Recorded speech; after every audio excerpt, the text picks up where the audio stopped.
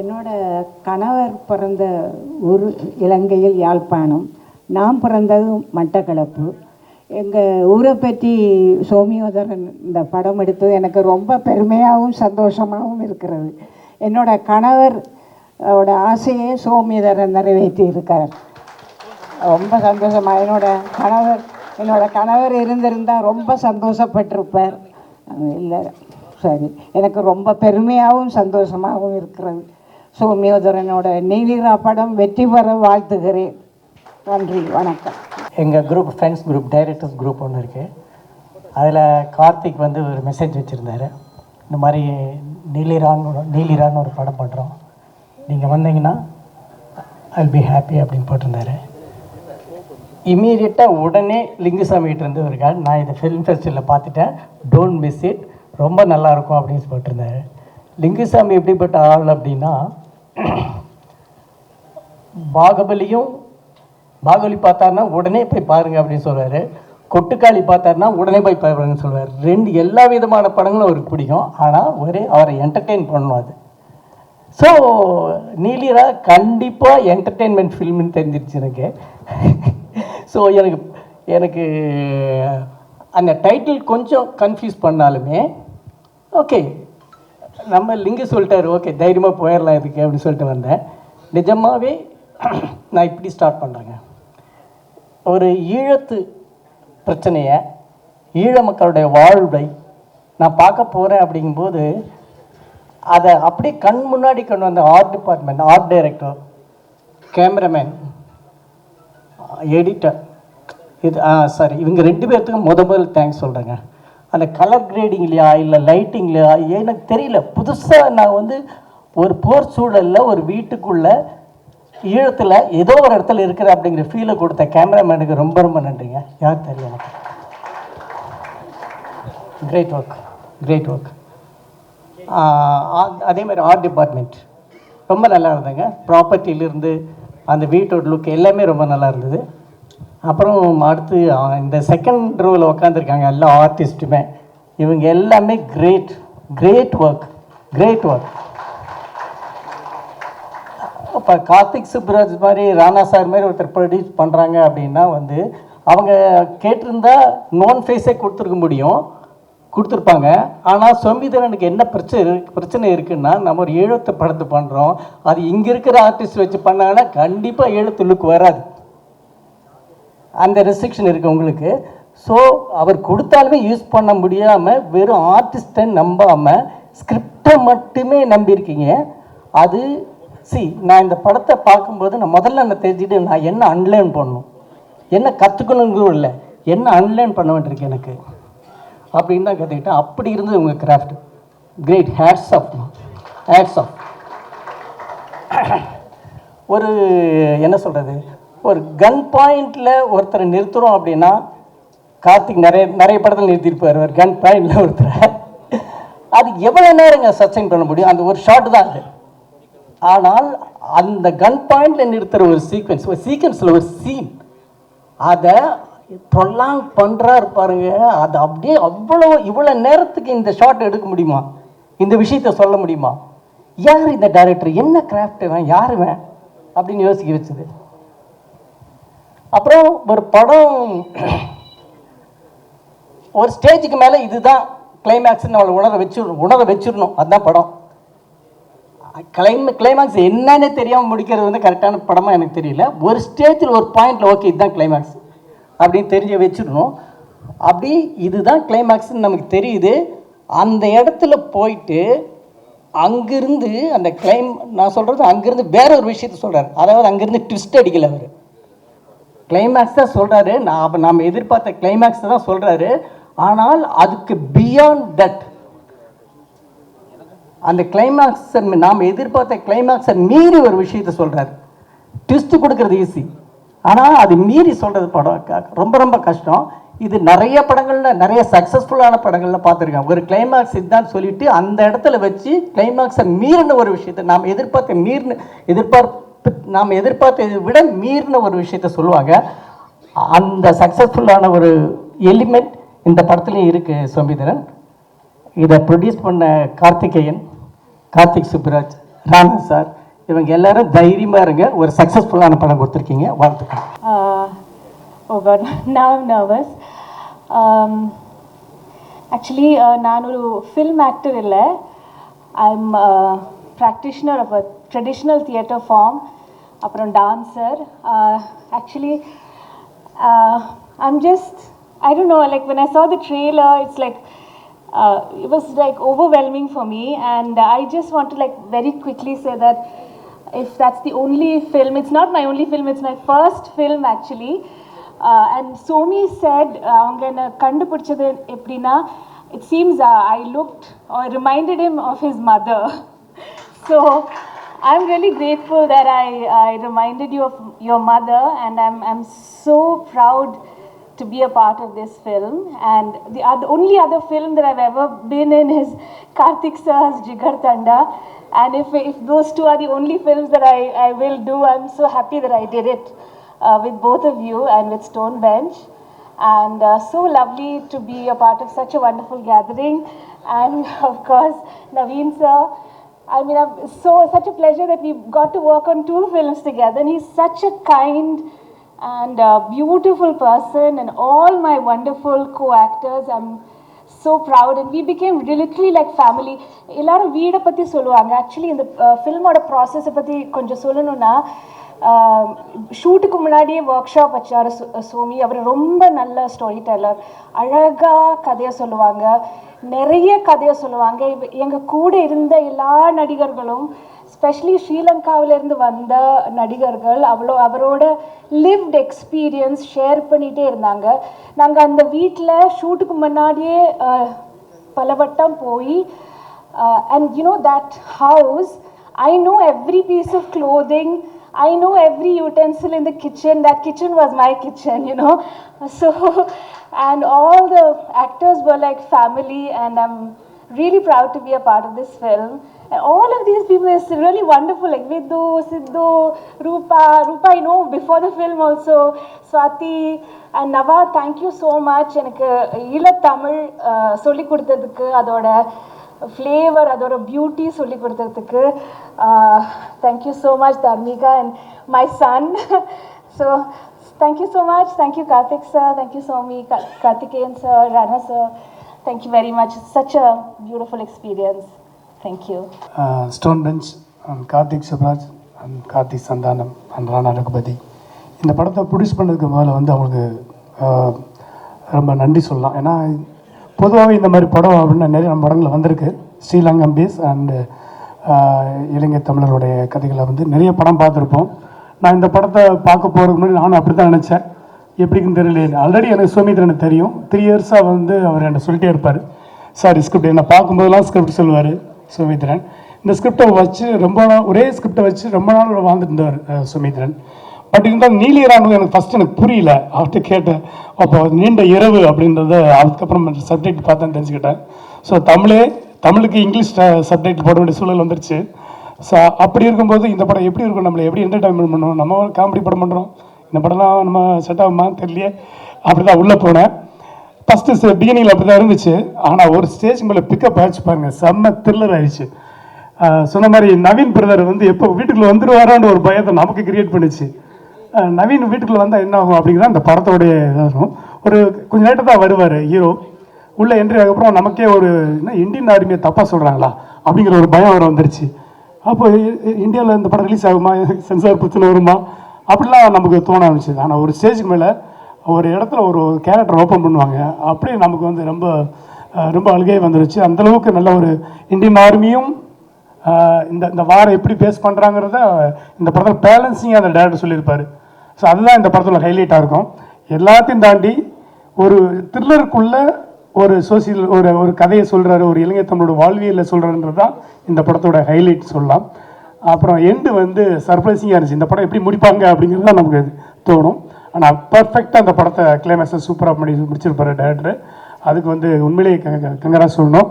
இந்த படத்தில் நடித்தவங்க அத்தனை பேருமே உண்மையிலேயே சொன்னால், ஏன்னா ஒரு எல்லோரும் கேஸ்டிங் பண்ணிட முடியாது, அந்தந்த மண்ணிலிருந்து தான் எடுக்க முடியும்.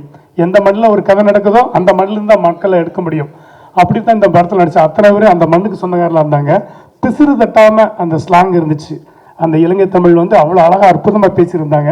அது மெயினாக அம்மா கேட்டு தான் கலக்கிட்டாங்க. தென் ரொம்ப சூப்பராக இருந்துச்சு. அப்புறம் அவங்க பார்க்கும்போதே நமக்கு தெரியும் அந்த 89ல் 80ஸில் நடக்கிற அந்த விஷயங்கள்லாம் அந்த ஒரு வீடியோ கேஸ்ட்டை போட்டு பார்க்குறது, அதுக்குள்ளே சின்ன சின்ன காமெடியும் இந்த பார்க்க முடிஞ்சது. ஸோ சோமிதரன் காமெடியும் பண்ணுவாரா அப்படிங்கிறது சர்ப்ரைஸிங்காக இருந்துச்சு. இதில் 2-3 காமெடிஸும் நல்லா இருந்துச்சு. த்ரில்லர் வித் காமெடி இருந்துச்சு.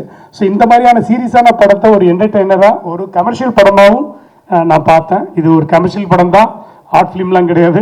கண்டிப்பாக மக்கள் எல்லாருமே இந்த படத்தை ஜாலியாக வந்து படம் பார்க்கலாம். அப்படி தான் இருக்குது.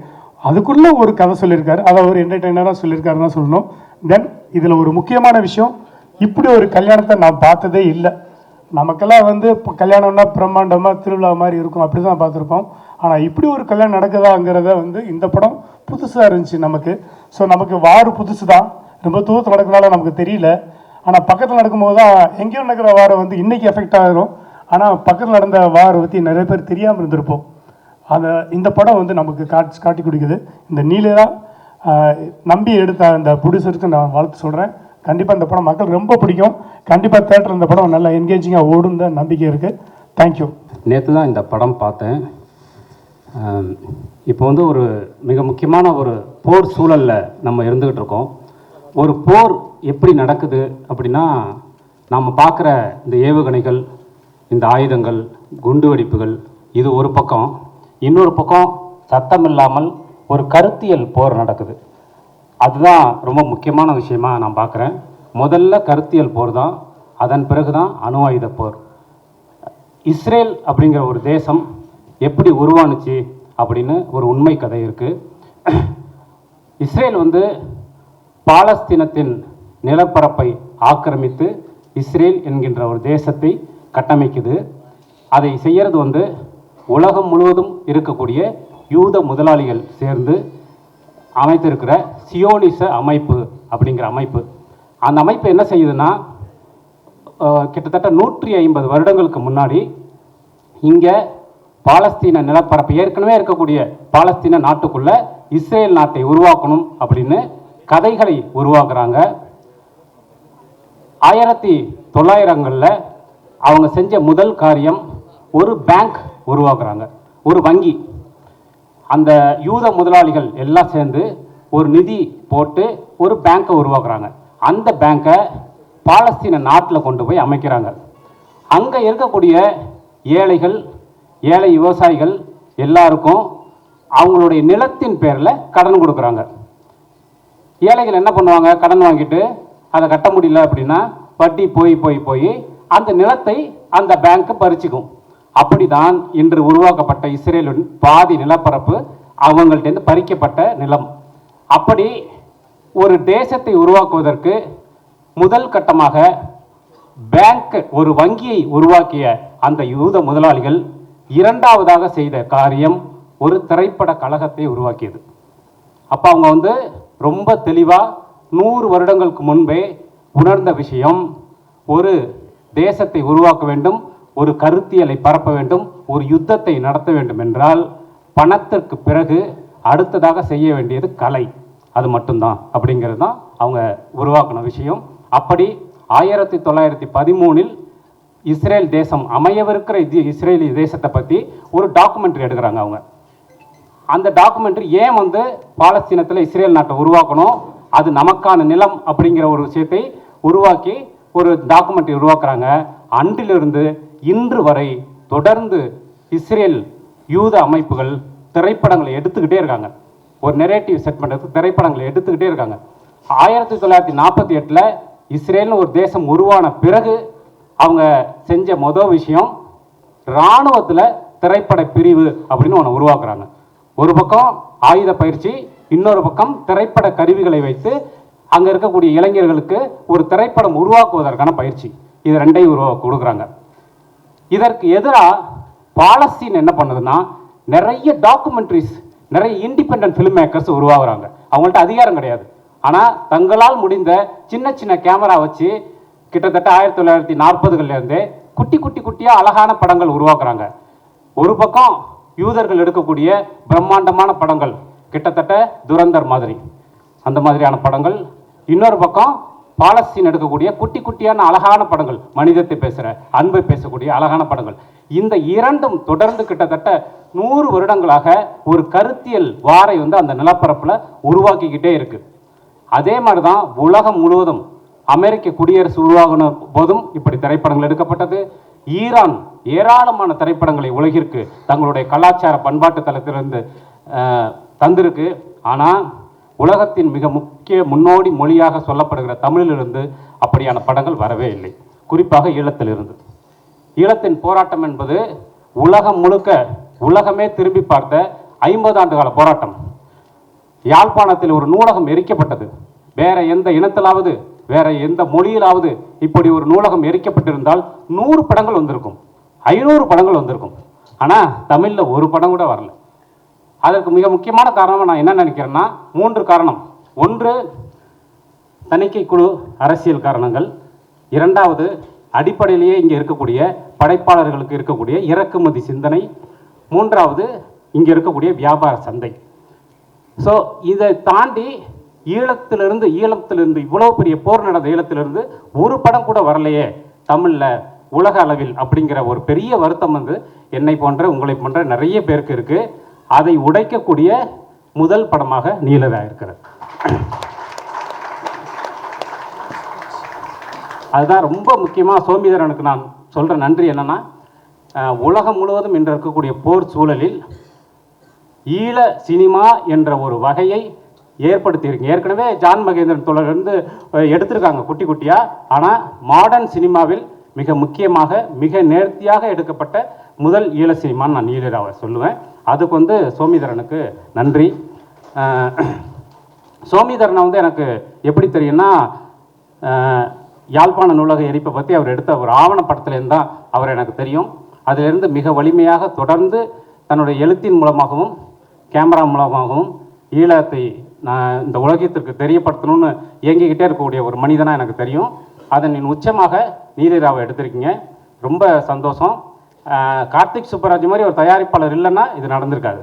அதனால் கார்த்தி, தேங்க்யூ கார்த்தி. ஏன்னா இந்த மாதிரி படங்களை வந்து பேச வேண்டியது வந்து எங்களை போன்ற படைப்பாளர்களின் கடமை. அதை நீங்கள் தோளில் தூக்கி இன்றைக்கி எடுத்துகிட்டு வந்திருக்கிறது மிகப்பெரிய விஷயம். தேங்க்யூ. உங்களை மாதிரி ஆளுங்க இல்லைன்னா இந்த மாதிரி படங்கள் வராது. ஏன்னா தயாரிப்பாளர்கள் தான் ரொம்ப முக்கியம் இந்த மாதிரி படத்தை எடுக்கிறதுக்கு. ரொம்ப முக்கியமாக இந்த படத்தை பற்றி நான் சொல்ல வேண்டிய ஒரு விஷயம் என்னென்னா, இந்த படம் யுத்தத்தை பற்றி பேசுது.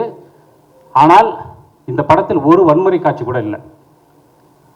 ரொம்ப முக்கியமான விஷயம் என்னென்னா, இந்த படத்தில் ஒரு வன்முறை காட்சி கூட இல்லை. ஆனால் இந்த படம் வந்து ஒரு மிகப்பெரிய யுத்தத்தை பற்றி பேசுது. அதே மாதிரி இந்த படம் தணிக்கை குழுவிலிருந்து வந்ததுக்கு உங்களுடைய பிரில்லியன்ஸ் தான் காரணம். அது வந்து ரொம்ப முக்கியமான விஷயம். அதுதான் உங்கள்கிட்டேருந்து என்னை போன்றவர்கள் கற்றுக்க வேண்டிய முக்கியமான விஷயம் நான் நினைக்கிறேன். இன்னொரு முக்கியமான விஷயம், இந்த படம் எங்கேயுமே ஹேர்ட்டை கிரியேட் பண்ணல. எதன் மேலும் ஹேர்ட்டை கிரியேட் பண்ணல. தங்களுடைய சொந்த மக்கள் சாகக்கூடாதுன்னு நினைக்கிற ஒரு போராளி குழு.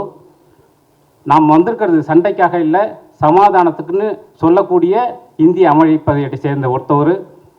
இப்படிப்பட்ட கதாபாத்திரங்களை இந்த படம் முழுவதும் வச்சுருக்கீங்க.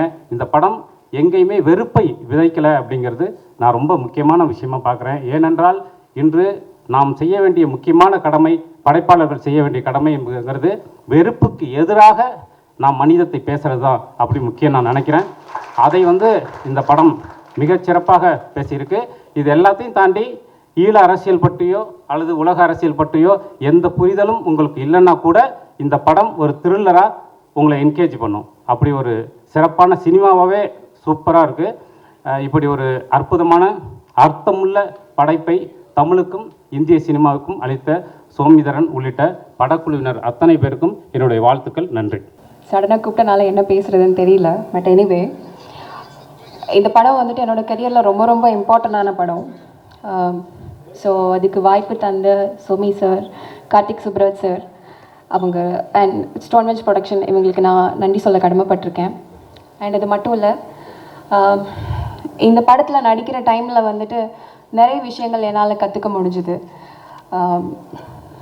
வார் நடக்கும்போது அங்கே இருக்கக்கூடிய மக்களோட மனநிலை எந்த மாதிரி இருக்கும்.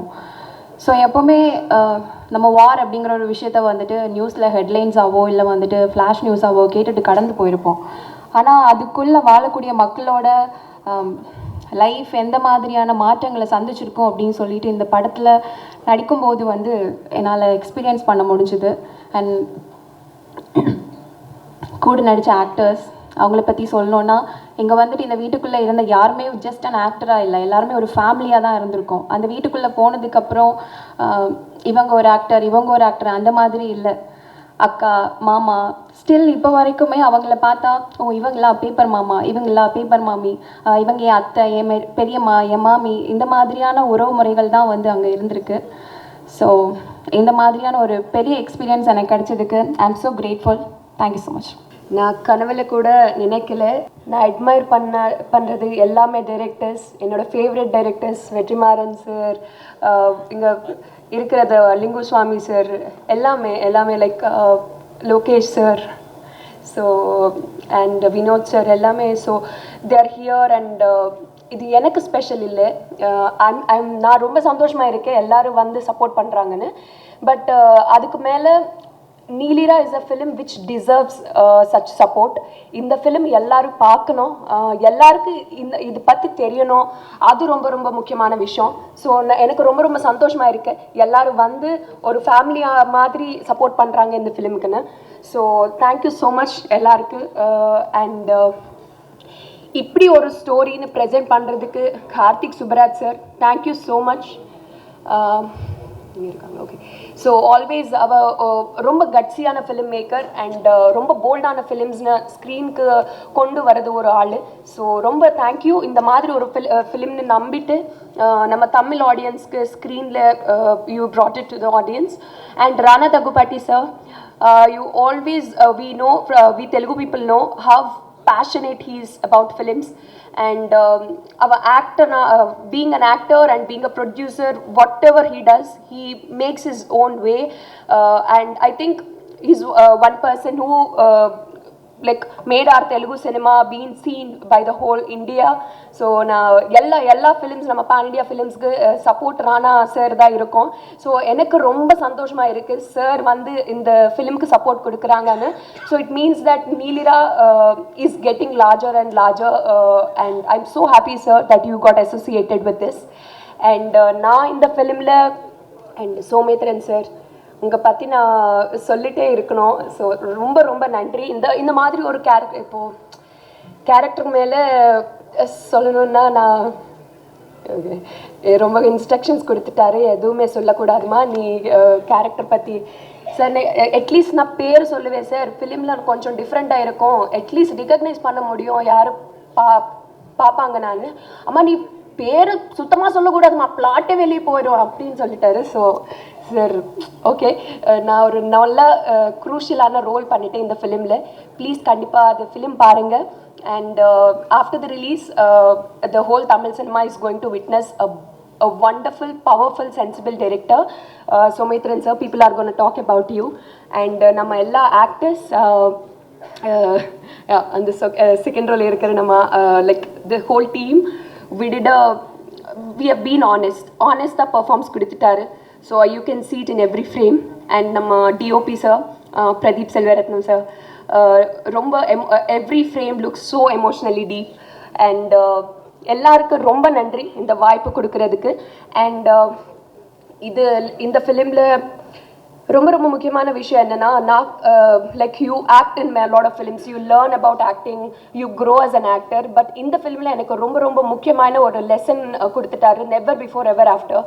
நான் ஸ்ரீலங்காவில் ஷூட் பண்ணுறது சமயத்தில் நிறைய ஆளுங்கள் யார் கண்ட்ரிக்காக ஃபைட் பண்ணிட்டாரோ அவங்க எல்லாத்தையும் நான் மீட் பண்ணி உட்காந்து பேசி it moved me a lot. அது ஒரு நெவர் பிஃபோர் எவர் ஆஃப்டர் எக்ஸ்பீரியன்ஸ். அந்த எக்ஸ்பீரியன்ஸ்க்காக ரொம்ப நன்றி. அண்ட் சில ஃபிலிம்ஸ் நிறைய மூவ் ஆகும். நம்ம தியேட்டரில் பார்க்கும்போது நீ வீட்டுக்கு போகிறது சமயத்தில் திங்க் பண்ணிகிட்டே இருப்போம் நீங்கள் எல்லாரும். ஸோ அந்த மாதிரி ஒரு ஃபிலிம், அந்த மாதிரி இம்பேக்ட்ஃபுல்லான ஃபிலிம் நீலிரா.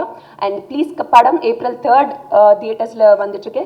கண்டிப்பாக போய் படம் தியேட்டரில் பாருங்கள். Thank you so much. நான் சௌமிதரனோட எனக்கு ஒரு மருது சாசன மாதிரி எனக்கும் ஒரு 20-25 வருஷம் நட்பு உண்டு. ரொம்ப சின்ன பையனாக டாக்குமெண்ட்ரி ஃபிலிம் மேக்கராக இருந்து எனக்கு தெரியும். பிரபஞ்சன் ஒரு பிரமாதமான வரி எழுதியிருப்பார்.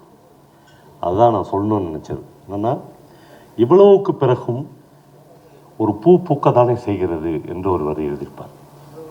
அப்படியே ஈழத்தோடு அந்த வரியை பொருத்தி பார்த்து கொள்ளலாம். அவ்வளவுக்கு பிறகும் ஈழத்தில் ஒரு பூ பூக்கத்தான் செய்தது, எல்லோரும் அந்த பூவை ரசிக்கத்தான் செய்தார்கள். அதே மாதிரி இந்த படத்தில் வருகிற பல காட்சிகள், பல இடங்களை நான் நேரடியாக பார்த்த அனுபவம் எனக்கு இருக்கிறது. நான் வெறித்தனமாக நூற்றுக்கணக்கான ஈழ கதைகளை அல்லது இலங்கை போர் கதைகளை ஒரே பீரியடில் ஒரு 2-3 வருடத்தில் ஒரு 200-300 சிறுகதைகளையும் நாவல்களையும் படித்து முடித்தேன். எனக்கு எல்லாம் படித்து முடித்த பிறகு என்னுடைய மனதில் பிரபஞ்சனுடைய அந்த ஒரு சொல் தான் மறுபடியும் எழுந்தது. இவ்வளவுக்கு பிறகும் ஒரு பூ பூக்கத்தானே செய்கிறது என்கிற வரிதான் எனக்கு வந்தது. அதே மாதிரி அகர முதல்வன் என்கிற ஒரு எழுத்தாளனுடைய இன்னொரு வரியும் எனக்கு இந்த படத்தினுடைய கிளிப்பிங்ஸ் பார்க்கும்போதெல்லாம் இதான் வந்தது. ஈழத்தின் ஒரு போராளியும் இராணுவத்துக்காக ஆள்காட்டி கொண்டிருந்த ஒரு பெண்ணும் விருகப்பாக்கத்தில் வந்து தங்கி சர்க்கரை கம்மியாக ஒரு டீ சொல்லிவிட்டு காத்திருக்கிறார்கள் என்று ஒரு வரியை எழுதியிருப்பான். ஒரு போருக்கு பிறகு சூழல் அவ்வளவு மாறுவதாக ஒரு வரிகளில் இருக்கிறது. உண்மையிலேயே சோமிதரன் என்கிற ஒரு மகத்தான கலைஞனை முதலில் கண்டுபிடித்தது பாலுமகேந்திரா சார் தான். என்னால் முடியலடா, என்னால் நான் வந்து ஒரு சக்ஸஸ்ஃபுல்லான படத்தை முதல்ல எடுத்துட்டுனா அப்புறம் நீ வெற்றியை நோக்கி போயினே இருப்ப, அதனால் முதல் படமாக நீ வந்து ஒரு ஈழத்துக்கான ஒரு படத்தை எடுத்துரு என்று சொன்னார். நானும் பாலுமகேந்திரா சார்லாம் போய் தான் அந்த காஞ்சிபுரத்துக்கு பக்கத்தில் ஏதோ ஒரு நிலத்தில் அவனுடைய திருமணத்தை நடத்தி வைத்ததெல்லாம் இப்பொழுது நினைவு கூறுகிறது. அவனுடைய வெற்றியை எதிர்பார்த்து காத்திருக்கிற லட்சோபலம் லட்ச பார்வையாளர்களை நானும் ஒருவனாக இருக்க ஆசைப்படுகிறேன். நன்றி. இந்த படம் கண்டிப்பாக எனக்கு ஒரு ஸ்பெஷல் படமாக இருந்துச்சு, உங்களுக்கும் இது ஒரு ஸ்பெஷல் படமாக இருக்கும் நம்புகிறேன். கண்டிப்பாக பார்க்குற எல்லாருக்கும் தியேட்டரில் இது ஒரு சூப்பரான எக்ஸ்பீரியன்ஸாக இருக்கும். ப்ளஸ் இங்கே நிறைய பெரிய பெரிய டைரக்டர்ஸ் வந்திருக்கீங்க. நீங்கள் பேசுகிறத கேட்கணுன்னு எனக்கு ஆசையாக இருக்குது. Thank you so much. ஒரு 1.5 வருஷத்துக்கு முன்னாடி கோவா ஃபிலிம் ஃபெஸ்டிவலில் நானும் சுருமணி சார்லாம் இந்த படத்தை பார்த்து முடிச்சதுக்கு பிறகு இந்த படத்தை கொண்டு போய் எப்படி சேர்க்கறது அதை பற்றி தான் வந்து கார்த்தி சொல்லிட்டே இருந்தார். நம்ம கார்த்தியும் நம்ம சந்தானம் அவங்களும் அந்த வேலையை ரொம்ப சிறப்பாக ரொம்ப அழகாக நான் ஒரு அழகாக பார்த்துட்ருக்கேன். ரொம்ப எவ்வளோ அற்புதமாக பேசுகிறாங்க. ராஜ்மோகன்லேருந்து தொடங்கி பாலன் அப்புறம் மேயாதமான் அந்த டைரக்டரு எல்லாமே ரொம்ப அற்புதமாக இருந்துச்சு. ரொம்ப அழகாக போயிட்டுருக்குன்னு நான் சொல்லிகிட்டே இருந்தேன். அதுக்கப்புறம் ராணா அவங்களும் உள்ளே வந்துட்டாங்க. ரொம்ப நன்றி சார். நாங்கள் ஒரு குரூப்பில் வந்து ஒரு வாய்ஸ் போட்டார், படம் பார்க்க வரணும்னு சொல்லி மெசேஜ் போட்டார் சொன்னாங்கல்ல. நாங்கள் டைரக்டர்ஸ் ஒரு குரூப்பு இருக்கோம், அதுக்கு பேர் வந்து ரெய்னான். அந்த டீம் பேர் Mani sir, Shankar sir, Vetrimaaran, Lokesh, Karthi, Sasi sir, Murugadoss எல்லாமே, பாலசக்திவேல், பாலன் எல்லாம் இருக்காங்க. ஏன் ரெய்னான்னு வச்சதுன்னா, அம்மா இது உங்களுக்காக ட்ரெய்லர் அம்மா தான் ரிலீஸ் பண்ணாங்க, ரொம்ப அற்புதம், அவங்களுக்கு வந்து நன்றி. அப்போது ஒரு ஷூட்டிங் வந்து ஸ்ரீலங்காவில் நடந்திருக்கு. அந்த ரெயின் சொல்லுங்கள் பிரிட்ஜாண்டி ரிவர், அந்த படத்துடைய ஷூட்டிங்கை அங்கே இருக்கிற ஒரு சின்ன பையன் பார்த்துட்டு இருந்திருக்காங்க. பார்க்கும்போது ரெய்னான்னு சொல்லிட்டு ஒருத்தர் சொன்ன உடனே மழை வருது. ஆச்சரியமாக அந்த பையன் பார்க்குறாங்க, யாரா ஒருத்தர் ரெய்னான்னு மைக்கில் சொன்னால் ரெயின் வருது, யாருன்னு பார்த்தா அவர் போய் உட்காந்தா அது ஒரு டயட்டோடைய சேரில் உட்கார்றாரு. கடவுளுக்கு பிறகு ஒருத்தர் சொன்னால் ரெயின் வருதுன்னா இந்த வேலையை தான் நம்ம லைஃப்பில் செய்யணும்னு சொல்லிட்டு வந்தவர் தான் பாலுமகேந்திரா சார். அதை வச்சு தான் நாங்கள் அதை வச்சோம். அந்த டீமுக்கு பேர் ரெய்னான்னு வச்சுக்கணும்னு சொல்லிட்டு. நல்ல படம் பார்த்தா சசிசார் சொன்னார்ல, அது வந்து பாகுபலியாக இருந்தாலும் சரி தான், நீலீராக இருந்தாலும் சரி தான், நான் வந்து சொல்லுவேன்னு சொல்லி. பெரிய படம் சின்ன படம், அது கண்டென்ட் உள்ள படம், இது கமர்ஷியல் படம், எனக்கு படம். அந்த படம் வந்து நம்மளை எவ்வளோ தூரத்துக்கு என்கேஜ் பண்ணுது, அது எவ்வளோ தூரத்துக்கு வந்து அதை நம்மளை வந்து படம் மொத்தமும் பார்க்க வைக்கிறது தான் விஷயம். இந்த படத்துக்கு முழுக்க உயிர் இருக்குது. அந்த சோமிதரன் வந்து அந்த வாழ்க்கையை அங்கேருந்து பார்த்ததுனால அவரால் வந்து அவ்வளோ அற்புதமாக இந்த படத்தை வந்து பதிவு செய்ய முடிஞ்சிருக்கு. இந்த படம் குறித்து நிறைய நான் பேச வேண்டிய பல விஷயங்கள் எல்லாம் பேசிட்டாங்க. இதை கொண்டு போய் சேர்க்கறது தான் விஷயமாக நினச்சோம். அது ரொம்ப அழகாக இவ்வளோ இயக்குநர்களாக லோகேஷ்லேருந்து ஆரம்பித்து இன்றைக்கி மிக முக்கியமான வெற்றிமாறன்லேருந்து முருகதாஸ்லேருந்து செல்வமணி சார்லேருந்து எல்லாருமே வந்து இவ்வளோ அற்புதமாக இந்த நிகழ்வை நிகழ்த்தினதுனால நிச்சயமாக இந்த படம் வந்து மிக அற்புதமாக தியேட்டரில் கண்டிப்பாக இது ரைட் டைமாகவும் இருக்குது. நல்ல படங்கள் நல்லா ஓடுது. இப்போது மிக சரியான நேரம். பாலன் சொன்ன மாதிரி ஒரு பதவதைப்பு இருந்துகிட்டே இருக்கும், யாருக்கு எதுவும் ஆகிடக்கூடாதுன்னு தோணிகிட்டே இருக்கும். ஸோ அற்புதமான ஒரு எண்டு அப்படி இருக்கும்.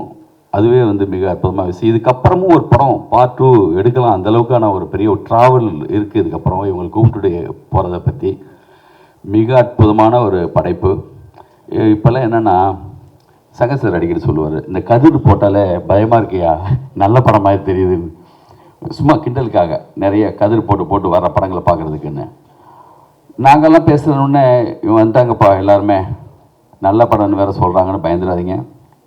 உண்மையிலேயே நல்ல படம். வாழ்த்துக்கள், நன்றி. இந்த படத்தை வந்து கார்த்திகேயன் உங்களுக்கு வந்து மிகப்பெரிய நன்றியை சொல்லணும். இந்த மாதிரி ஒரு படத்துக்கு இப்படி ஒரு பேக்கிங் கிடச்சி இந்த பிளாட்ஃபார்மில் சொல்கிறதுங்கிறது வந்து அதுக்கு வந்து ஒரு தோல் கொடுக்கறதுங்கிறது உண்மையிலே ஒரு பாராட்ட வேண்டிய விஷயம். அதுக்கப்புறம் ராணா சார் என் முதலாளி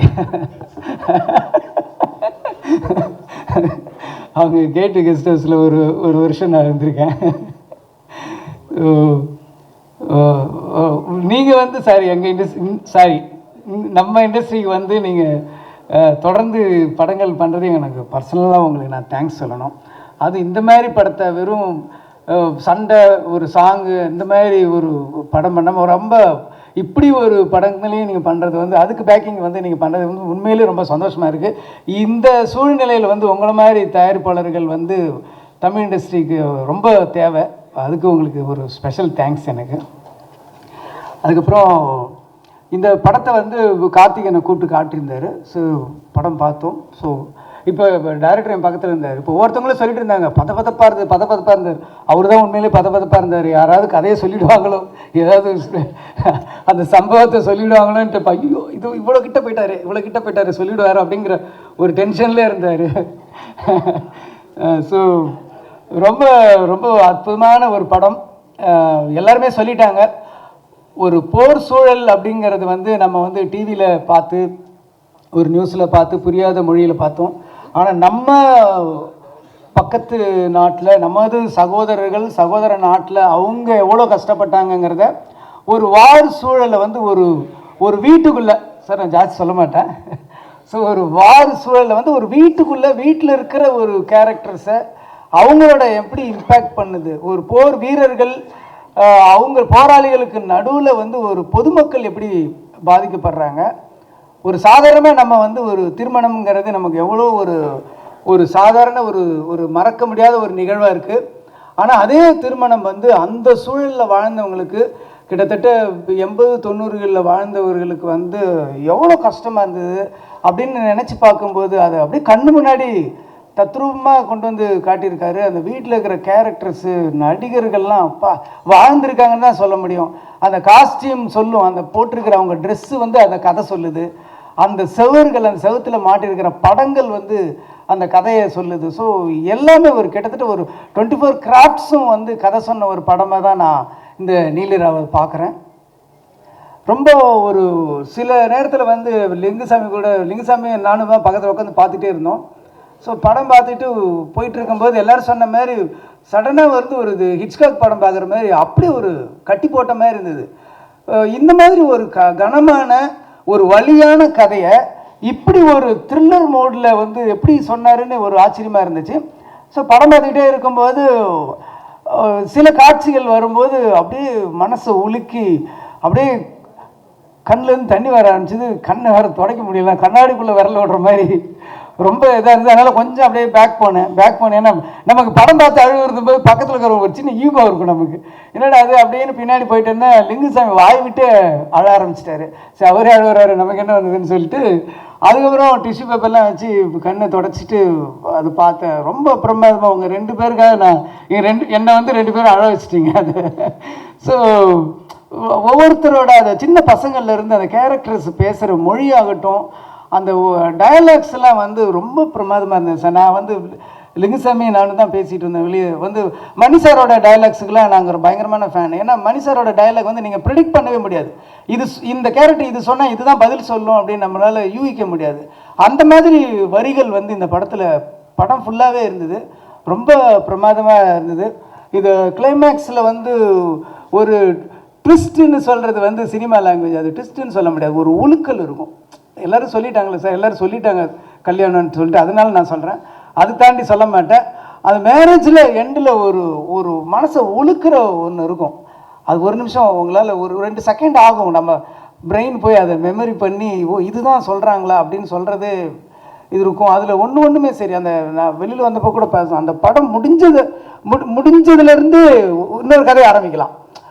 அங்கேருந்து என்ன காரணத்துக்காக அந்த திருமணம் நடக்குது, அந்த திருமணம் நடந்து முடிஞ்ச உடனே என்ன தொடருது அவங்க பயணம், அந்த தொடர்ந்துலேருந்து ஒரு படம் பண்ணலாங்கிற அளவுக்கு ரொம்ப கனமான ஒரு படம். வாழ்க்கையை வந்து அப்படியே பிடிச்சிருக்கு. ஸோ இன்றைக்கி வந்து யோசித்து பார்க்கும்போது அதில் வாழ்ந்த நிறைய கேரக்டர்ஸ்கள் இன்றைக்கி இருக்க மாட்டாங்க, இல்லை அப்படின்னு நினைக்கும்போது அதுக்குள்ளே ஒரு பெரிய ஒரு வலி இருக்க செய்யுது. ஸோ படங்கள் எல்லாம் பாருங்கள். இந்த படத்தை வந்து ஓடிடியில் பார்த்துக்கலாம் அப்படின்னு வந்துடாதீங்க, தியேட்டரில் வந்து பாருங்கள். முக்கியமாக குழந்தைங்களை கூப்பிட்டு வந்து காட்டுங்க. ஏன்னா 80s நாங்கள்லாம் ஸ்கூலில் அங்கே 80s 90s படிச்சுட்டு இருக்கும்போது, நாங்கள் ஸ்கூலில் காலேஜெல்லாம் போயிட்டு இருக்கும்போது ஜெயவர்த்தனா ஒழிகன்னு கத்தி நம்ம ஓரளவுக்கு அந்த டைமில் ஒரு இலங்கை சம்பவம், அந்த வாருன்றது என்னங்கிறது நமக்கு உள்ள தெரியும். ஆனால் இன்றைக்கி இருக்கிற அடுத்த குழந்தைகளுக்கு, அடுத்த தலைமுறை குழந்தைகளுக்கு வந்து அன்னைக்கு இருந்த ஒரு போர் அந்த காலத்தில் வந்து ஒரு ஃபேமிலி, ஒரு குடும்பம், அந்த குடும்பத்தில் இருக்கிற நபர்கள் எப்படி பாதிக்கப்படுறாங்க அப்படிங்கிறது இந்த படத்தை கூட்டிகிட்டு வந்து எல்லோரும் காட்டுங்க. சாதாரண ஒரு பொழுதுபோக்கு படமாகவும் இருக்கும், ஒரு படமாகவும் ஒரு த்ரில்லர் மூடும் இருக்கும், அதே சமயத்தில் ஒரு கனமான ஒரு கண்ணீர் கதையும் இதுக்குள்ளே இருக்குது. அதனால் எல்லோரும் இதை பாருங்கள். பத்திரிகை நண்பர்கள் இந்த படத்துக்கு உங்களோட சப்போர்ட்டு இருந்து இந்த படத்தை பெரிய படமாக கொண்டு வரணும் அப்படிங்கிறது என்னுடைய வாழ்த்துக்கள். தேங்க்யூ. உங்கள் டைம் எடுத்து இவ்வளோ நேரம் எல்லோரும் பேசுகிறது கேட்டு, படத்தை பற்றி எல்லாமே கேட்டு உங்கள் டைம் எங்கள் டீம் ஸ்டோன் பெஞ்ச் டீம் கொடுத்ததுக்காக ரொம்ப நன்றி. ரொம்ப சந்தோஷமாக இருக்குது, திருப்தியாகவும் இருக்குது. மெயின்லி எங்கள் டைரக்டர் இந்த கதையை சொல்ல வேண்டிய ஒரு இன்டென்ஷன் இருக்குது இல்லையா, அது எல்லோரும் புரிஞ்சுக்கிட்டு அதை பற்றி பேசிகிட்டு இருந்தால் ரொம்ப சந்தோஷமாக இருக்குது. Thank you stone Bench production. தொடர்ந்து என் கூட படம் பண்ணுறதுக்காக நல்ல ஒரு கேரக்டர், நல்ல கதையில் எனக்கு வாய்ப்பு கொடுத்துருக்க ஸ்டோன் பெஞ்ச் கார்த்திகேயனுக்கு, கார்த்திக் சுப்ராஜ் சாருக்கு, Kalyan and the whole team of Stone பெஞ்ச்க்கு ரொம்ப நன்றி. நான் ஃபஸ்ட்டாக நன்றி சொல்ல வேண்டியது சாருகேஷ், எங்கள் டைரக்டர், அம்மு பண்ண டைரக்டருக்கு. ஏன்னா அவர் தான் என்னை ஸ்டோன் பெஞ்சில் அறிமுகப்படுத்தினார் ஒரு தெலுங்கு படம் அம்முவால்.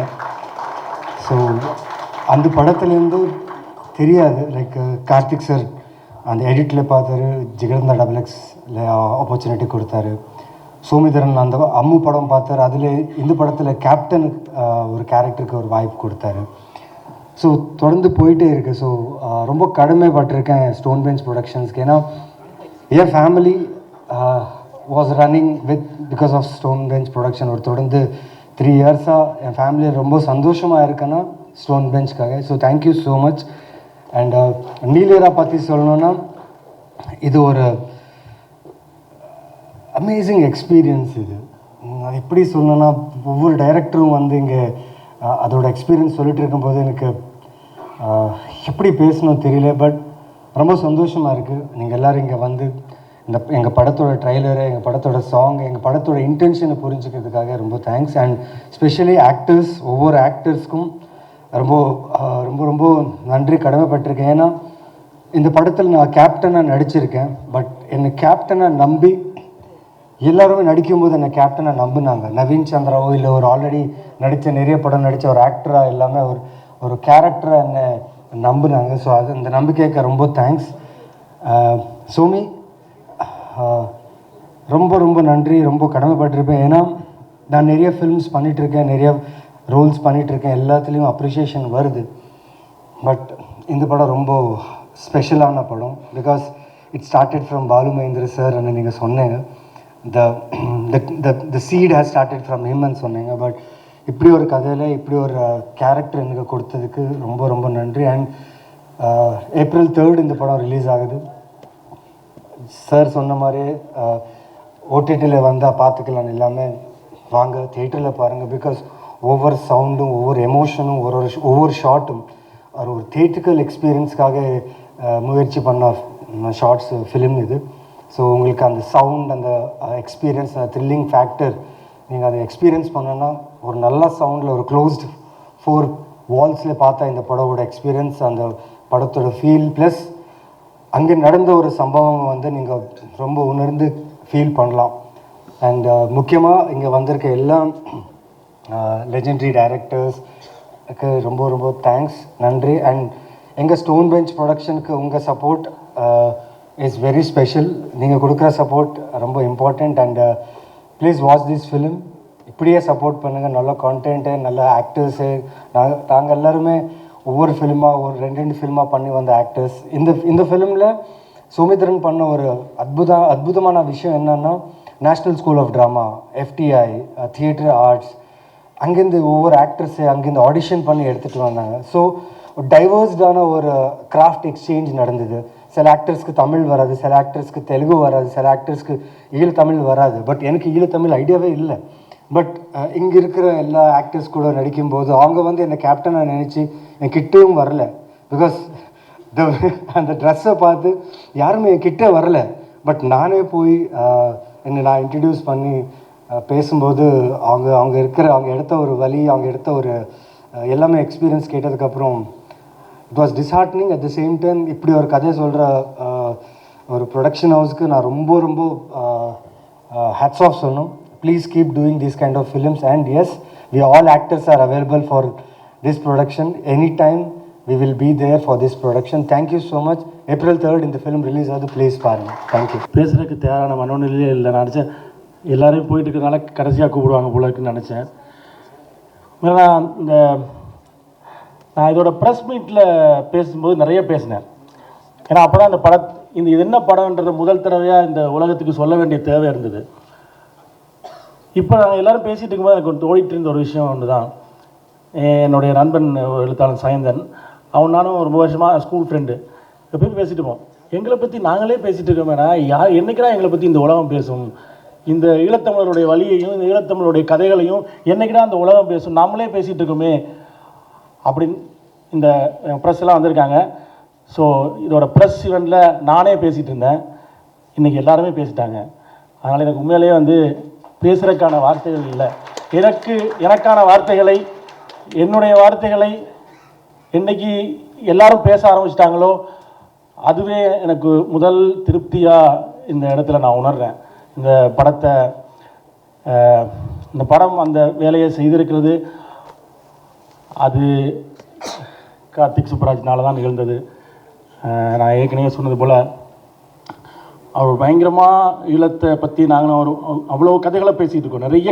நிறைய கதைகள் அவருக்கு உள்ளேயுமே இந்த கதைகளை பண்ணிடணும்னே இருந்தது.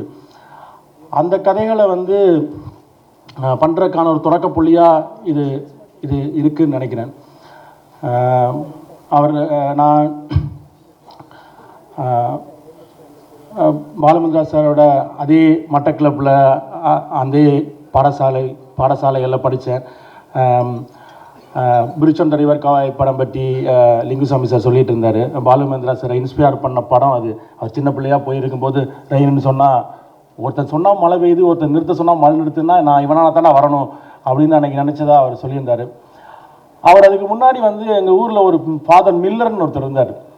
அவர் பாலுமந்திரா சாருக்கு பைசிக்கிள் தீஃப் படம் போட்டு காட்டியிருக்காரு. அவர் போனால் அவர் படம் போட்டு காட்டுவார், அது எல்லா ஸ்கூல் பிள்ளைகளும் போட்டு காட்டுவார்.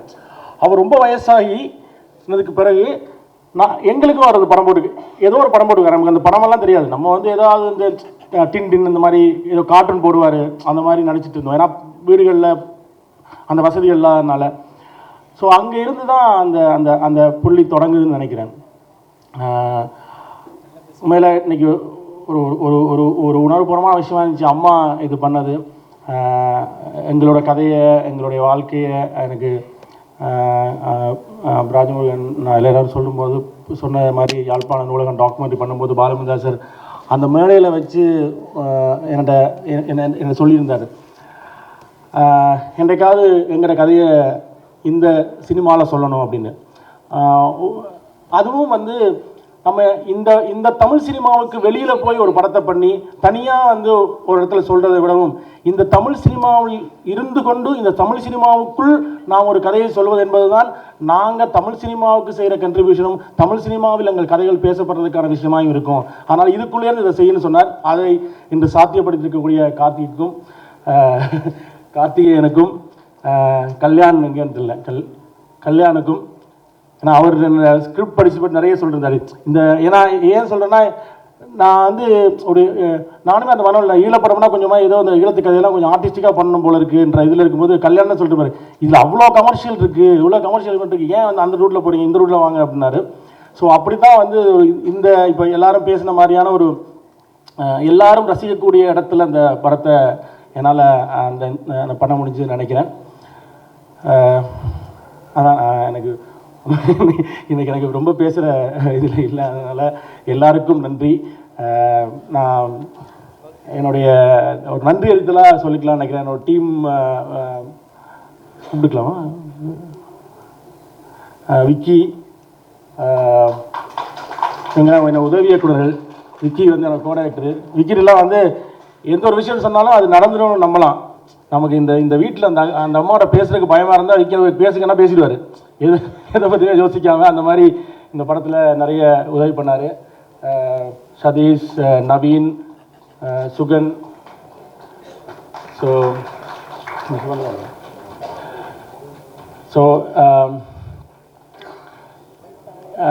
இது வந்து என்னோட டைரக்ஷன் டீம் ரொம்ப முக்கியமான ஒரு பங்களிப்பு அவங்க செஞ்சுருக்காங்க, அவங்களுக்கு நன்றி.